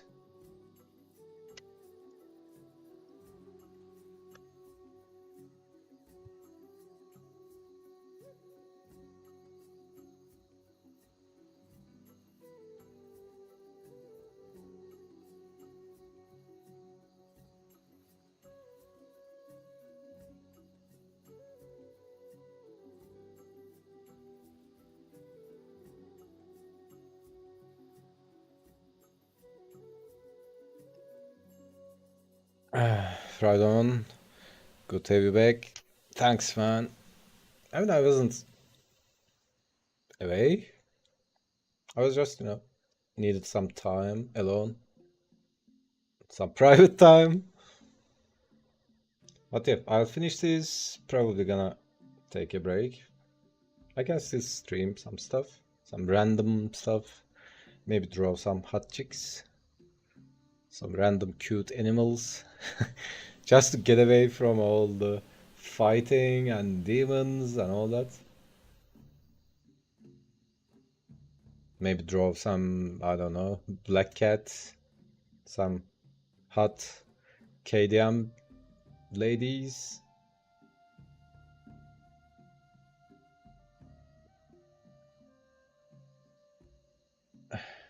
For sure, gotta take care of yourself. Yeah.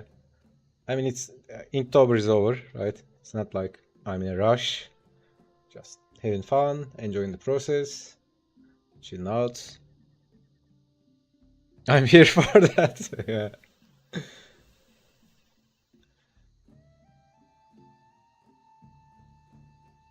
So, yep. Anyways, guys, thanks a lot for hanging out. And yeah, I don't know if I come online later today, but probably tomorrow.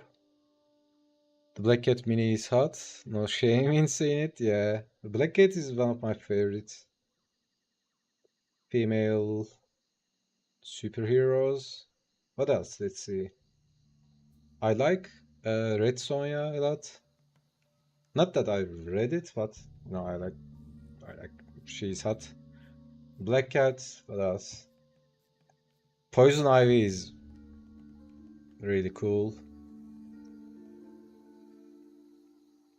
Uh, what was the name? Scorch? Was it Scorch? Scorched? Scorched?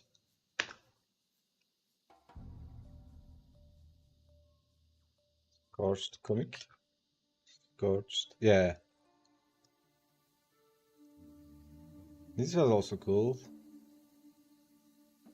But definitely not Vampirella, right?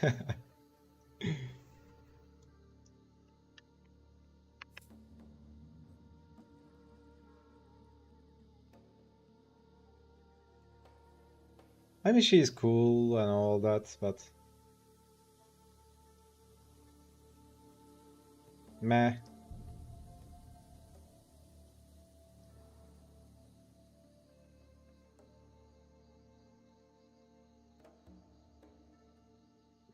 Bretonia also good. Just had that vintage fantasy vibe, yeah.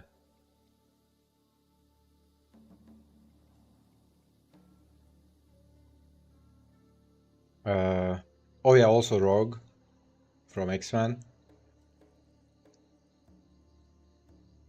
Angela the Spawn spin-off.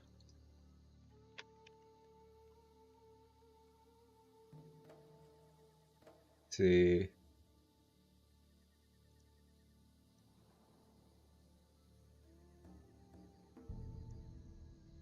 Damn! That's a new thing for me to explore. Yeah.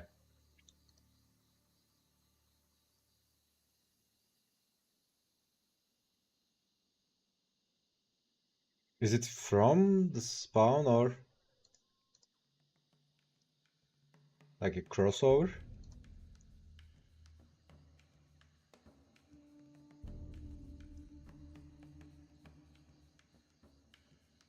What? Guardians of... Oh, okay. This is not...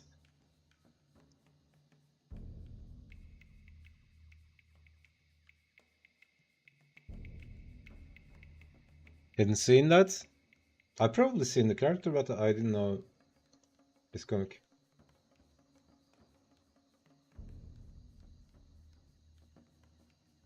I mean, this doesn't look unfamiliar. Probably seen it on Pinterest or something. But usually what I see is a comic strip, like a page from the inside, not the cover.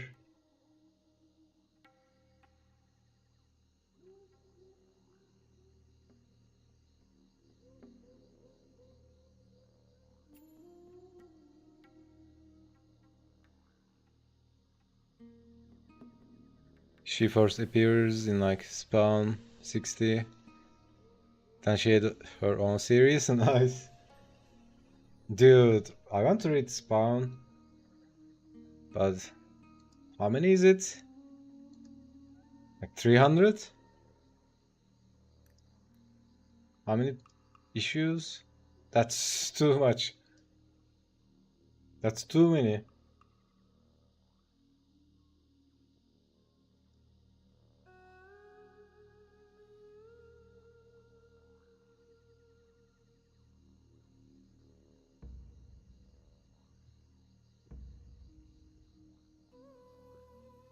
So, anyways, maybe if I have time.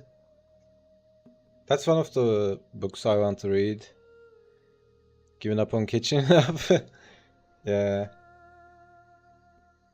I also read all the Conan comics again.